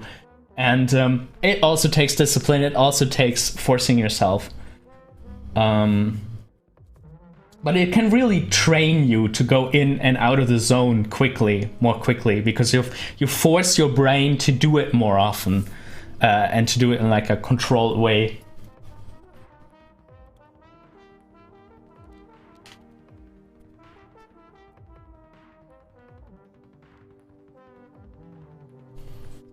Mega-minded. Getting in the zone is not as easy as flipping a switch in the beginning. Yeah, no, it really isn't. This stream is inspiring by your modeling effective workflow and teaches observation skills. Yeah, I mean, I try. I try to be helpful. Yeah, and I mean, ultimately, is, you know, there's a lot of forcing yourself to go at it and keep doing things, keep trying things. See what works for you.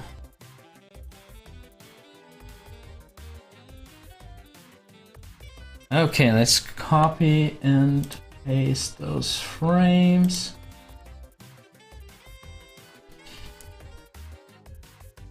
Yes, Books asked, is the animation for children?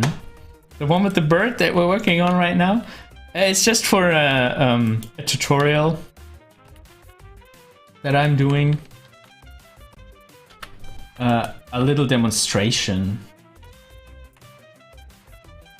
But yeah, it has a very children book-like style. I really like that style. I really like our potato bird.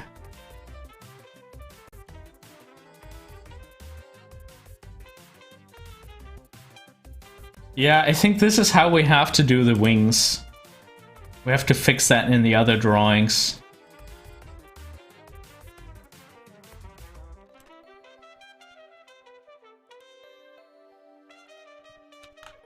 Just keep him there for one more frame.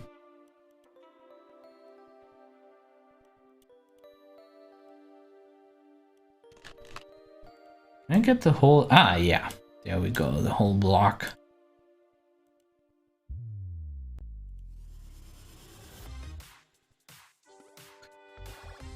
Yeah, I think this is the best wing fly circle that we have so far.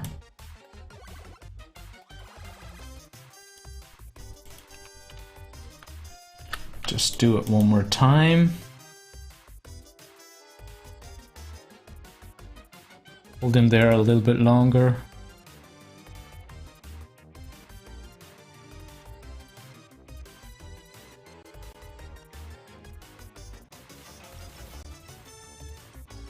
Yeah, I think we need to do that with the other drawings too.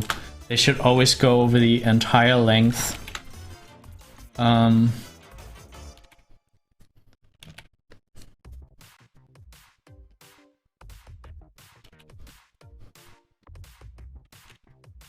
Something like this.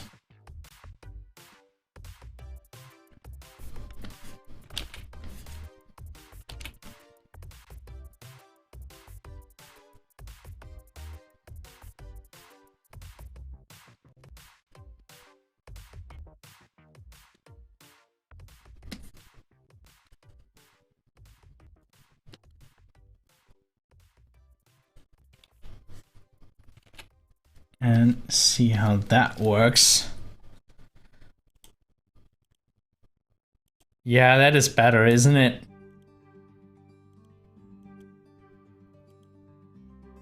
Yeah, I like it.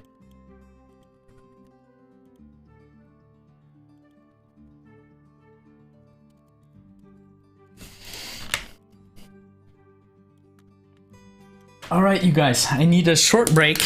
I'll be back in just a second. And then we finish up our animation. And I think we're leaving it that scribbly. I just need to add all the details. Yeah, but we're doing that after a short break. And yeah, seeing you in 5, 8 minutes, something like that. Be right back.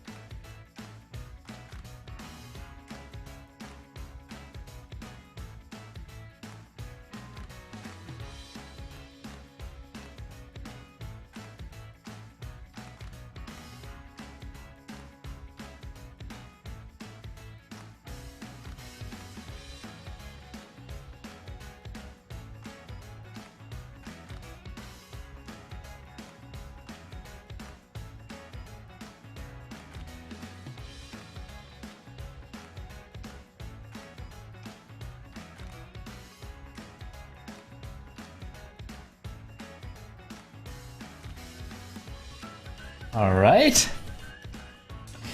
We are back from the break. And let's have a look at our animation and what else we can do. I did get so used to the vertical timeline in OpenToonz by now, because I've been working with it a lot for the tutorial. Kind of feels to me like this timeline is now taking a lot of space. I mean, I guess we can zoom out. Let's see if that works better.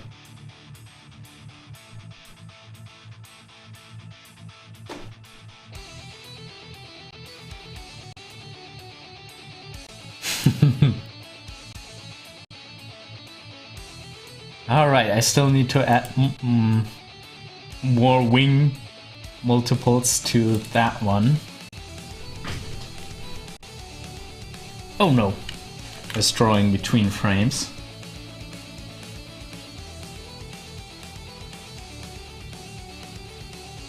Hey lads, I'm still rendering. What are you rendering? In Moho? Hello Faisal. Maggot Minded asks, how would you exaggerate the timing? Like, in general? I don't know, I'm a big fan of making, whenever possible, making slow parts even slower and fast parts even faster. And it's almost always you can tweak it like that.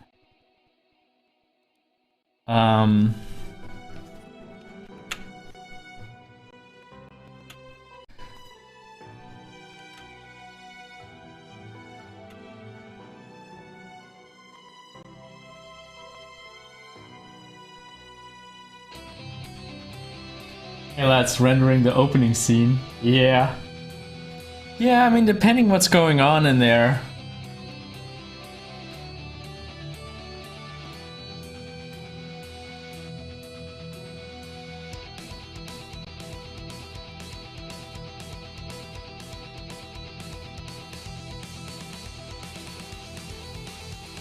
Okay, something is up with the rhythm of our animation.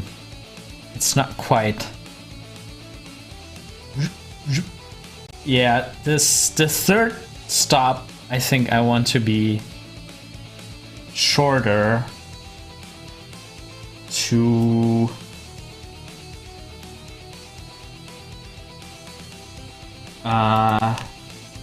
have the rhythm a little bit different. Let's see, just get rid of these three.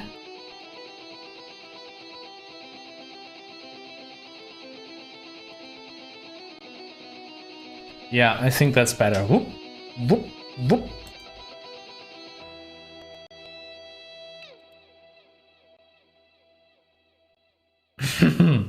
Nice.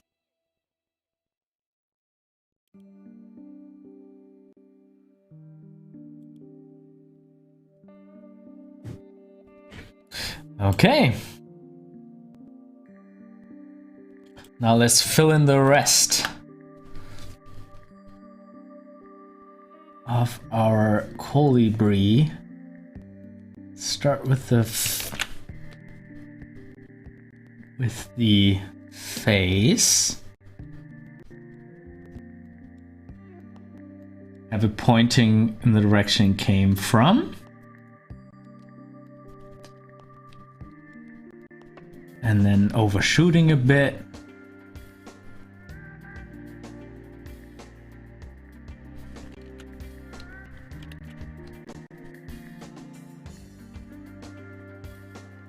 There.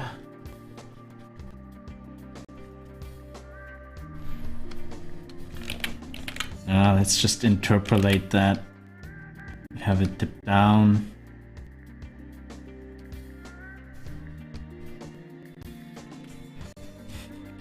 Now it's a potato on a stick. Our colibri.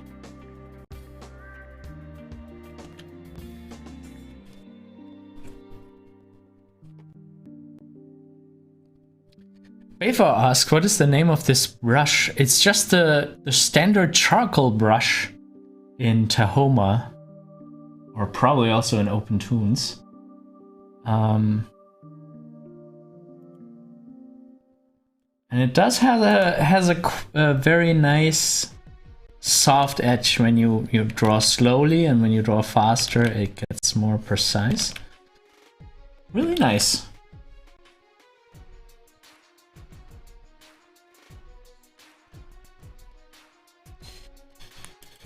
Okay, let's go a few frames backwards from the finish frames.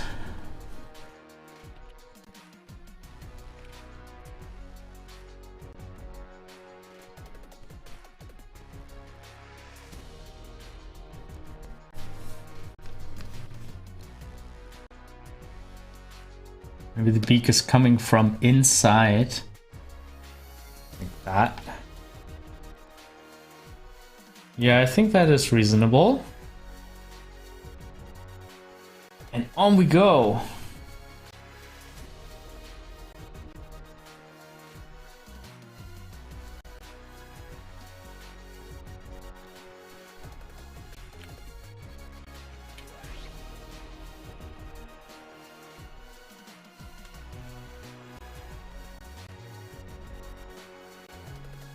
The stream quality seems to be flickering here.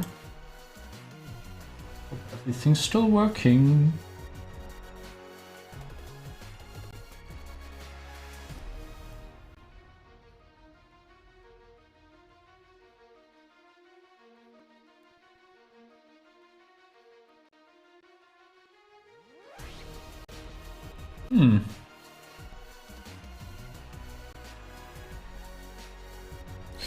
Okay, so next frame.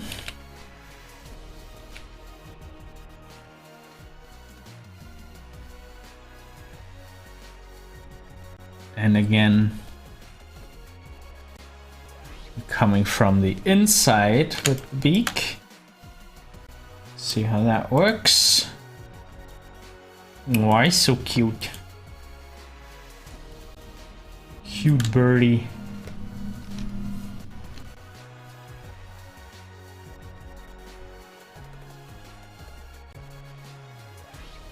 And here he's flying upside down.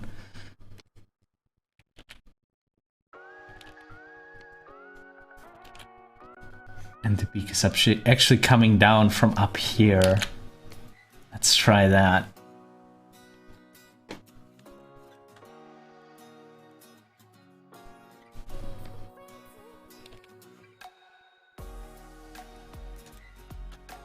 Okay, now we have a bird with a face.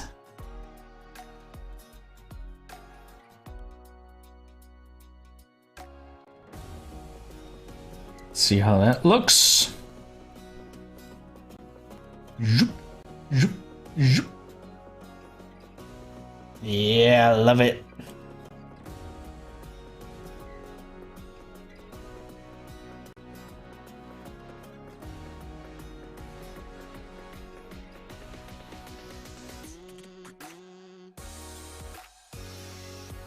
Really nice. Now let's do the wings next.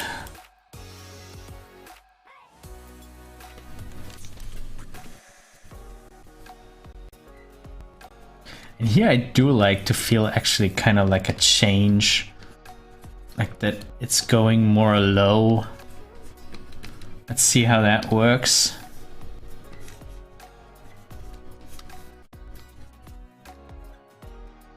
I love how scribbly it is.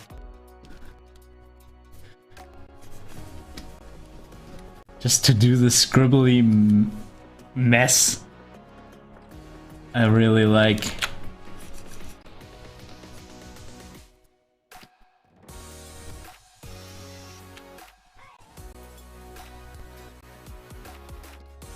Maybe we don't even need to have him have the wings raised.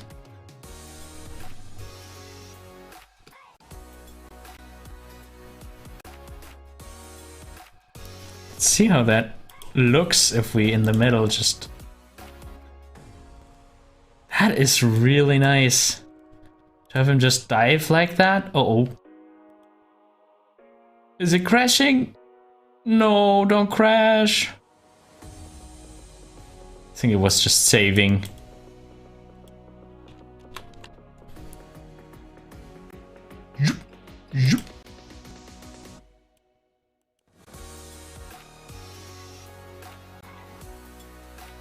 I like it.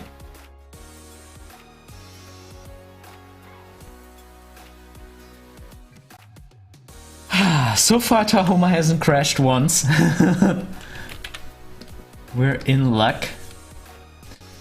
I'm so skeptical because OpenToonz has scarred me. To be fair, Harmony scarred me first. Like, they're so, like, as your rigs get complicated in Harmony, it's so likely that it is crashing. So, I don't know, I've gotten a little paranoid over the years. And whenever a software has to starts thinking for a bit too long,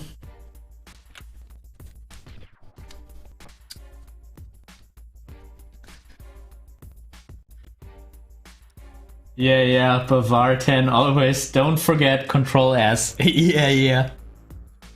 I mean, fortunately, there is an autosave feature in Tahoma and in OpenToonz, so it is saving every 5 minutes, and I think that is what is happening. Like, when it starts lagging and not reacting, I think it is because it's doing the autosave.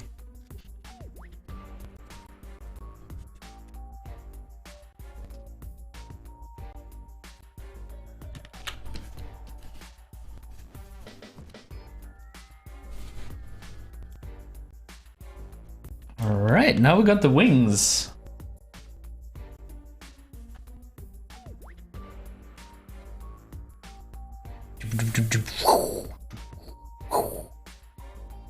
Nice.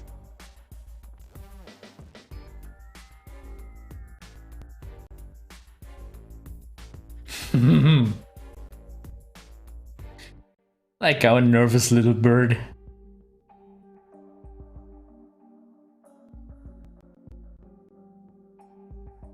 I'm not sure the screen capture is capturing all the frames. I'm seeing the stream in on the other monitor.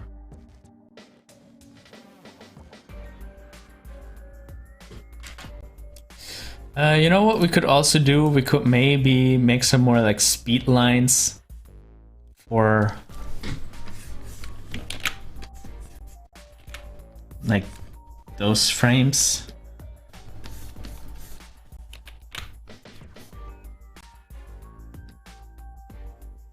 Wonder how that looks.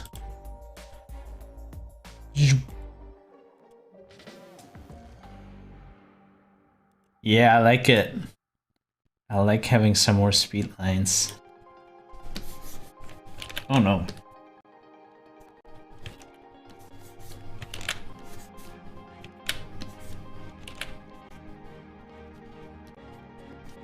Let's draw the bird butt multiple times.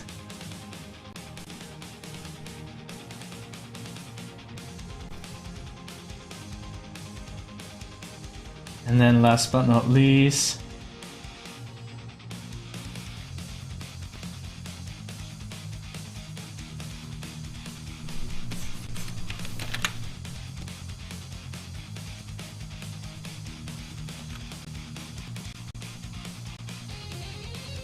panda animation. Oh, it's a loop animation.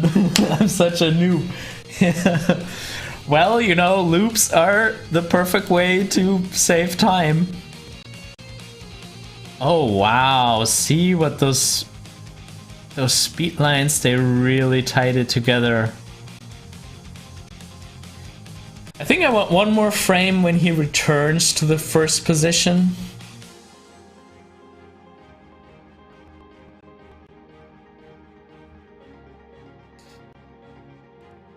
When he returns to the first position, that is here. Something doesn't feel right here. It's because his beak is popping up there all of a sudden. Let's smooth that out a little.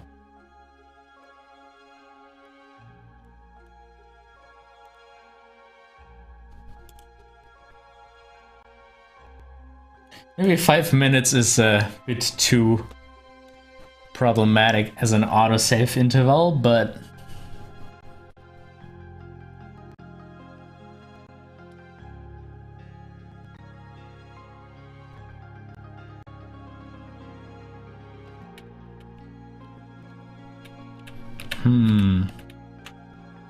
how do we do this?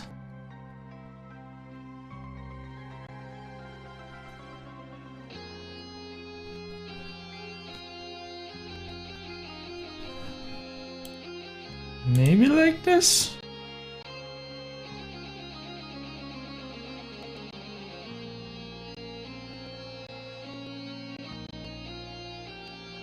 Yeah. But we forgot the feet. We still have to do the feet. Our animation is not complete without those cute stubby little birdie feet. There.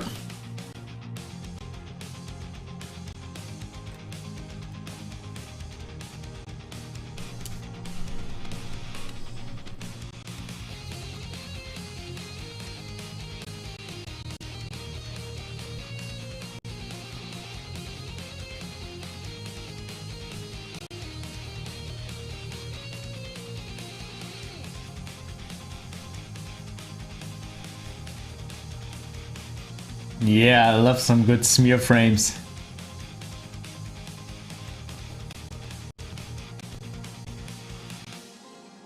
Some nice follow through with the feet, even for those little frames that we have.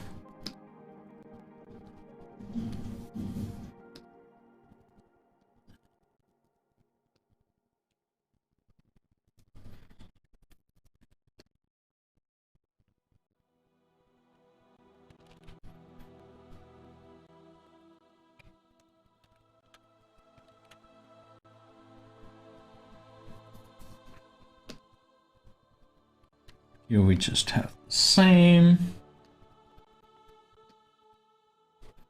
Repeating frames. Oh. Just drawing next to them.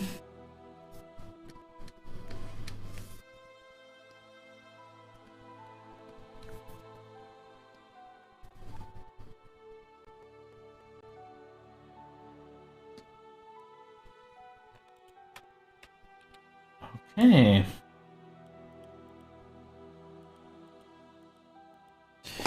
Now the loop should be complete.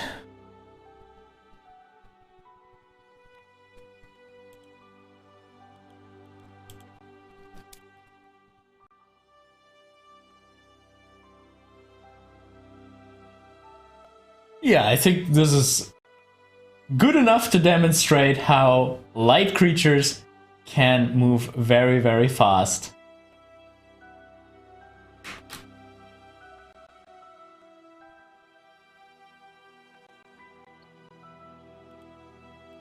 There's still something on the way up.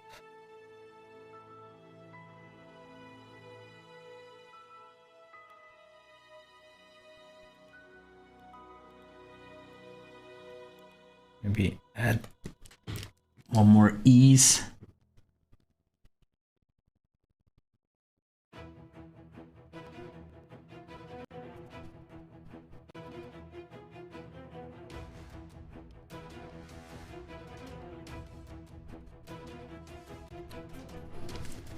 And have him flop down his wings.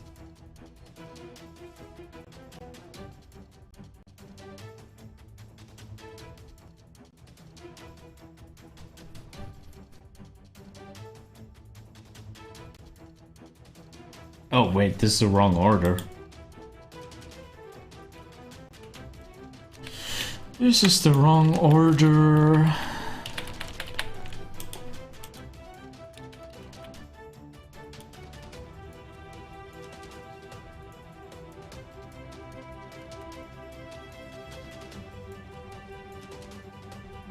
Oliver Dreamwalker asks, are you going to add color?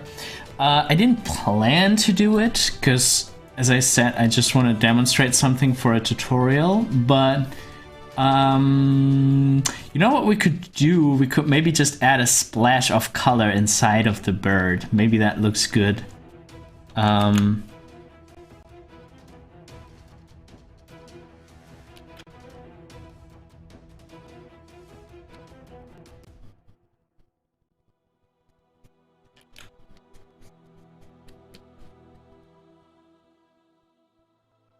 So we can try that. Now another thing, let's change the wings a little bit here to already point in the direction.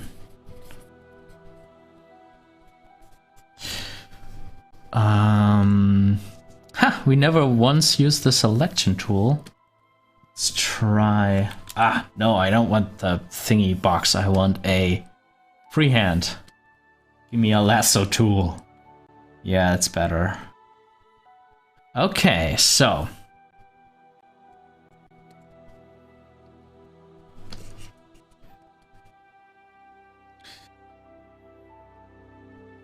Now this should soften this part. Yeah.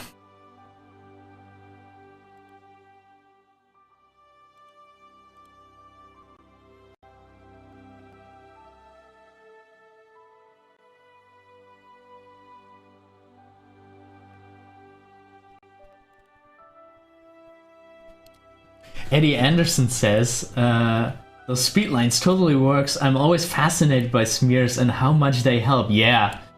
I was so skeptical when we did the blocking without the smears. I was like internally going like, oh my god, you're doing a whole lesson about how you can move small creatures really, really fast. And it's not coming together quite as much. But it's amazing with the speed lines how much that helps. And I guess in 3D you always have the real motion blur, you know.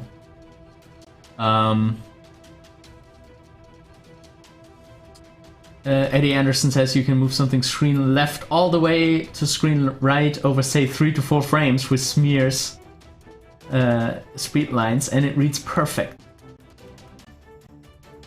Yeah. It's one of my favorite thing in 2D, like really cool smears and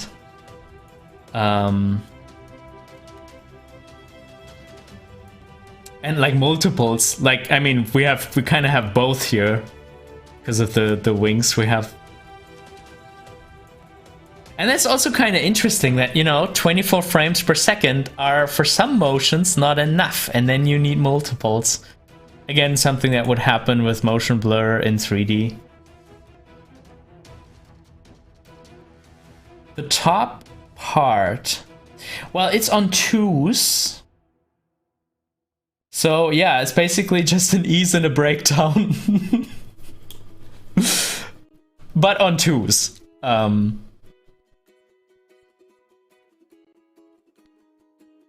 Oh, no. So yeah, the timing chart is like this. But yeah, and the breakdown gives the information about the arc, which direction the arc goes, and that's all you need.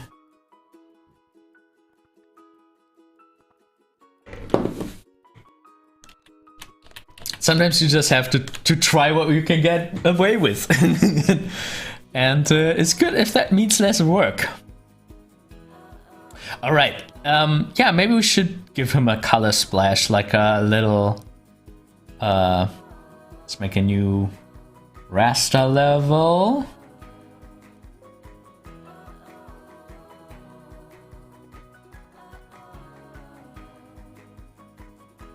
Oh, how do I change the order?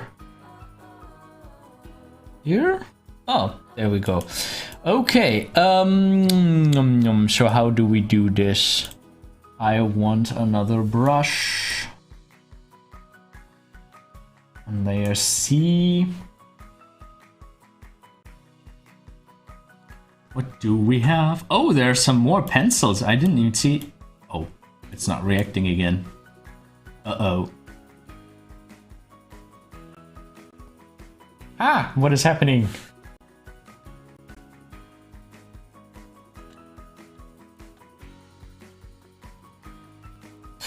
Eddie Anderson asks, do you animate in Blender? Yeah.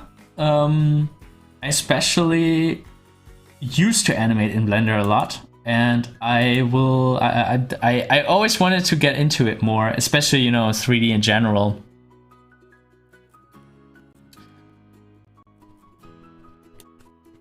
Yeah, that could be nice. Give him like a...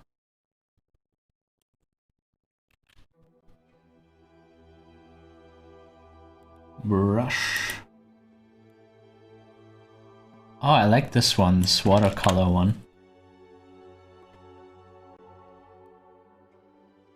Yeah, Oliver Dreamwalker suggests simply to use the fill tool, but yeah, I'm making a stylistic choice here. I want this to keep looking like it's just pencil and then somebody put watercolor on top of it. I want to give it this really handcrafted look.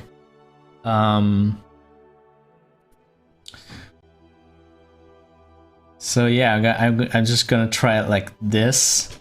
Maybe have even like, you know, there's a shadow part, not a shadow, but like a highlight on top, and we give him like a darker fill inside. And just see. Yeah, I think this could be nice.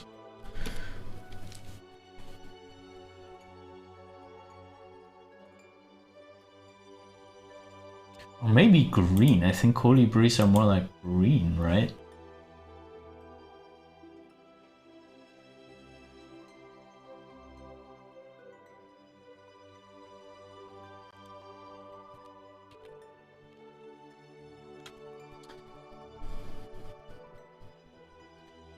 Eddie Anderson is talking about a super cool cutout 2D rig for Blender. Ah. That sounds interesting. Can you write the name of it in the chat? Because I think the bot is filtering out links. Because I had some spammers spamming like spam links. So unfortunately I had to get rid of links in the chat.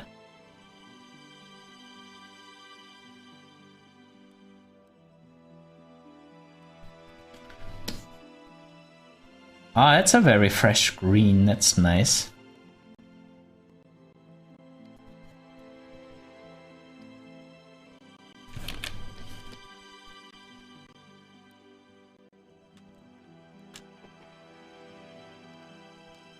Pepper and carrot rigs. Alright.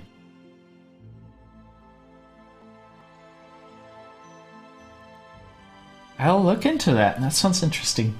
Panda animation. I don't know about bird, but I can at least make a potato fly after this tutorial. Yeah, you see, it's advanced potato flying mechanics.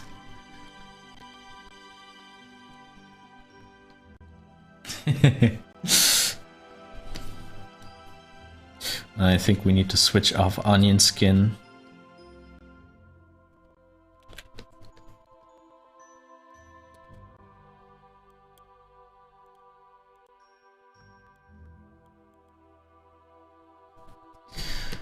Gotta make them colorful. Oh, pretty bird. I'm so excited for this tutorial video to finally come out.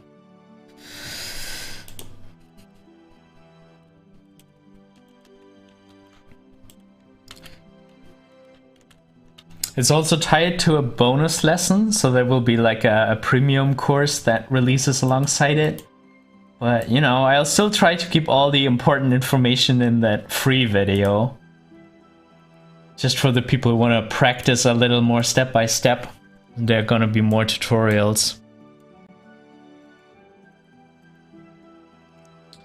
And like premium tutorials too is always a touchy topic because, you know, I would like to release as much as possible for free, but it's so crazy how, like, even web hosting for a website that has so many views at Animator Island, like, I was so surprised how expensive things get so quickly. Like, I unfortunately need to do some premium stuff or make money with Animator Island somehow. So I'm a bit nervous about how people are gonna react, but that free video, it has so much information in it.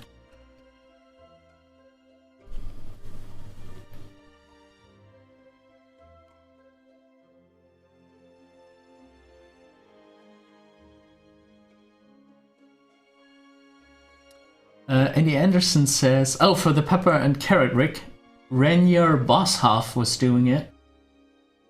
It's not his rig, he just made it work with the latest version of Blender. Okay, that's super cool.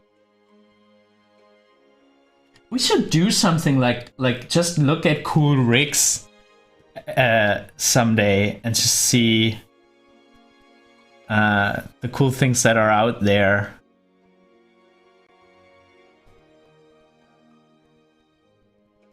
So amazing, the stuff that people have built in different tools.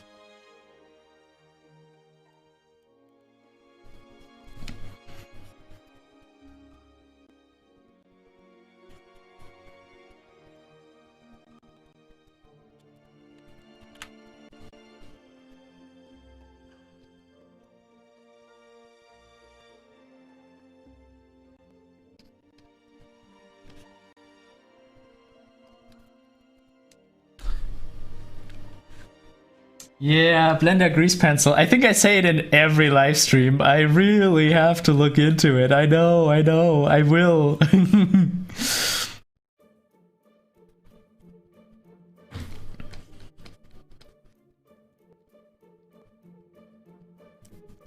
think I had Blender open when it was really early, like when it wasn't even released. Then I already had a quick look at it.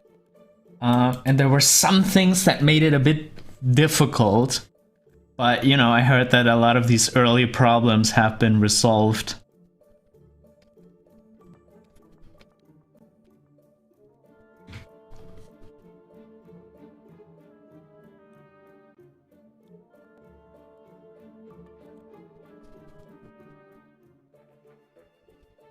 Eddie Anderson, I feel like I have to start learning it, the Blender Grease Pencil, even though my main focus is 3D animation. You know, I also think like it doesn't have to be should I learn 2D or should I learn 3D? I mean, if you learn animation and you know the principles, then you already you know what you have to do on the animation side of things. Then the other obstacle is just drawing skills. But I think even if you can't draw, or if drawing is not your main interest, or, you know, I know some people who are just, they could draw, and they did practice it during their student years, but they're just like, this is not for me. But I think where it really can work together with 3D, if you plan your animation with 2D, like even if you're doing 3D animation, I think it can be very cool to you know, plan arcs and like do rough timing scribbles. Even if you never plan on doing like a finished looking 2D animation, I think that's where 2D can really help 3D animators, just to get a quick idea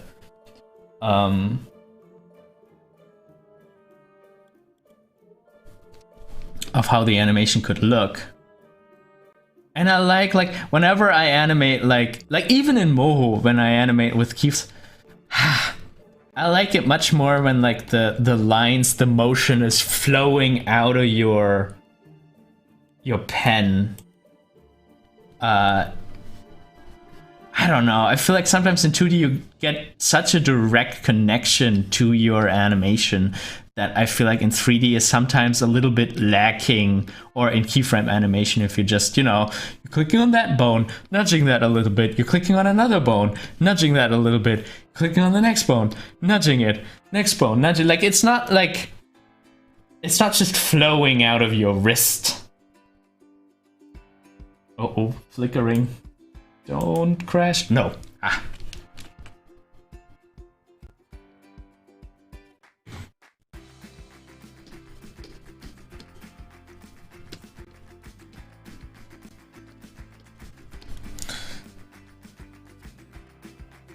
Wait, these friends are just repeating.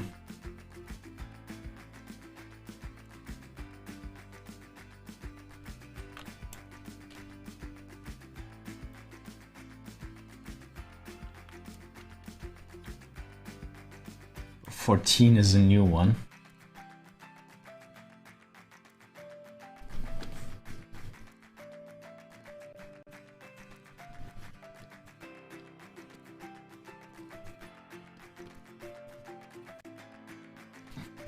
Eddie Anderson, I think you need quite a beefy system to use Blender Grease Pencil fully, though. Yeah, it's very possible. I mean, it should work for me, because I have a 4K editing PC, and I wanted to do some 3D, so I spent a lot of money on a good computer. But that was actually one thing that I was wondering about. Like, I was thinking, should I do my beginner tutorials for 2D? Should I do them in OpenToonz or in Blender Grease Pencil? And at the time when I was looking into it, like years ago, Grease Pencil wasn't that far yet.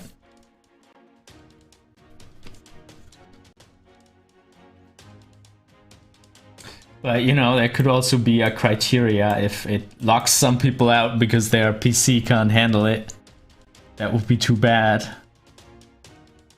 Well, on the other hand side, I mean, they're always doing improvements to the performance and stuff, and if a lot of people use that feature,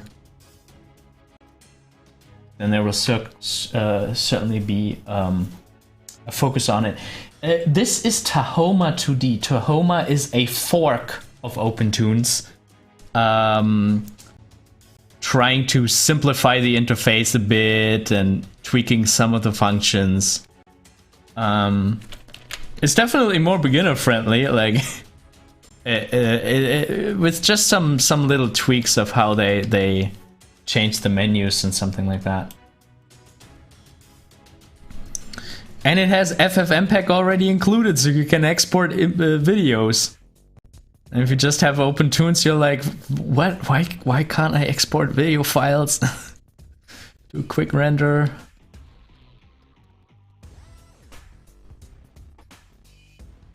Vavar 10, is it possible to create custom brushes in Tahoma?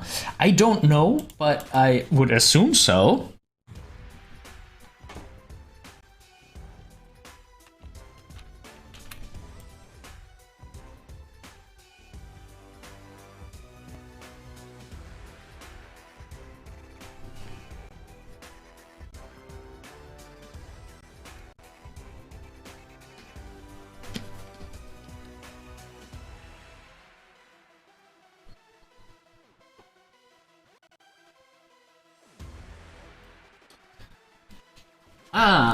Kale Arts gives us an update. Moho has fixed the weird ghosting issue, but you will need a good graphics card, specifically an Nvidia card. Yeah, I saw that too. Fortunately, I have one because of all this video editing stuff. But yeah, I saw that, you know, you can switch on GPU acceleration and stuff, and then it was like, only Nvidia cards.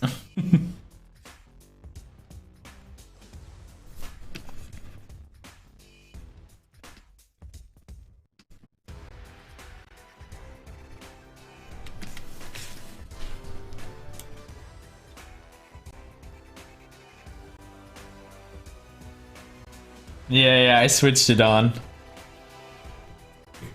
I was wondering if it was good to switch it on, but it said like, NVIDIA graphic cards, and I was like, okay. I do have one, so I try it, and so far, I can't complain. I mean, one thing about Moho is that the preview quality while playing it, you know, and that it simplifies the vector lines. like for the penguin, it sometimes would only give us like an ugly square for the head of the penguin. That was kind of annoying, even when you switch the playback quality to high.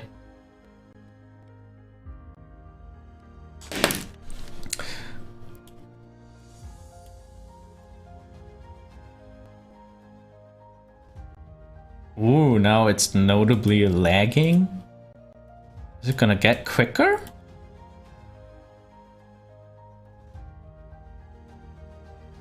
Let's make sure you guys see the whole...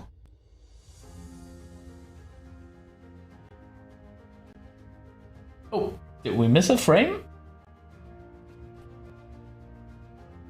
What happened there? Oh yeah, the last frame. There we go. I think it was worth it painting it frame by frame because I like the flicker. I really like the flicker. Oh, is it crashing now? No. Oh, I just played it once. Saving it. Show me the loop. All right. Like it.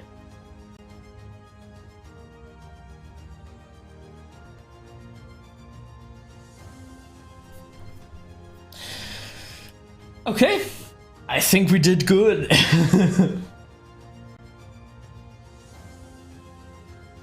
And this is kind of everything that I wanted to accomplish today on stream. So, yeah, does anyone have any questions that you want me to talk about maybe for a second? Because then I think I would probably go out. We're having a nice sunny day here in Germany. And yeah, would be too bad to miss it completely.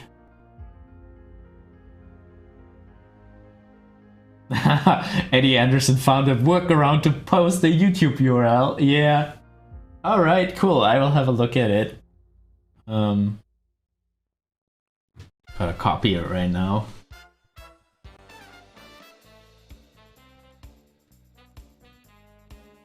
Okay. So, any more questions? Did I overlook something? Rushes into Homer, we talked about. The octopus drummer rig. Yeah, I think I saw it somewhere, the Moho rig.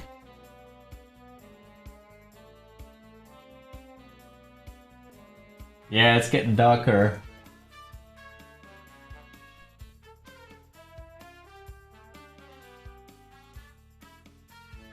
So is the life of an animator.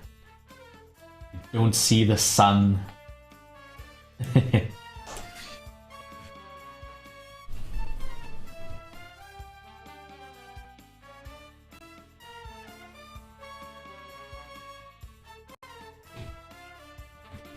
Yeah, 6:30. But I mean, it's not sunny anymore. But there's still. It's not dark yet. I can catch like a couple of minutes of reasonable light. But yeah, wasn't it today, first day of spring or something like that? Days will be changing in. So you miss the sun. Don't rub it in.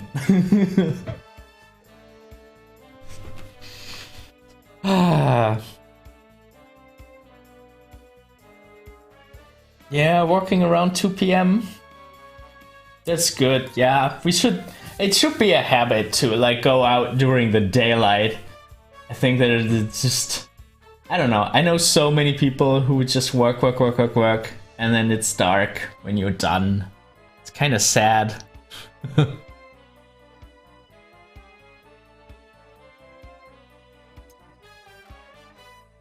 All right.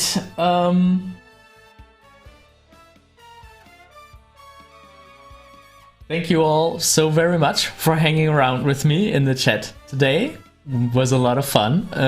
Thanks everyone for watching. And yeah, I mean, I'm still not consistent about when I stream. So I'm not gonna announce the next day because so far I haven't stick to it. I'm so sorry, but we'll probably stream next week. Maybe Thursday, maybe Friday. And yeah, I'll be very happy to see you guys around. There's a video coming out soon on the channel. If you like it, it's about animation physics. If you like it, please share it. It's gonna come out today, hopefully, maybe tomorrow. And yeah. Oh yeah, Pratt Brothers are great. I whenever I can, I look at their Twitch stream. Really awesome. So yeah, if you if you want to have great content when Animator Island is done, Pratt Brothers do great stuff on Twitch. All right. Yeah, have a nice day, evening, whatever it is in your part of the world. Keep on animating, and hope to see you again soon. Bye bye.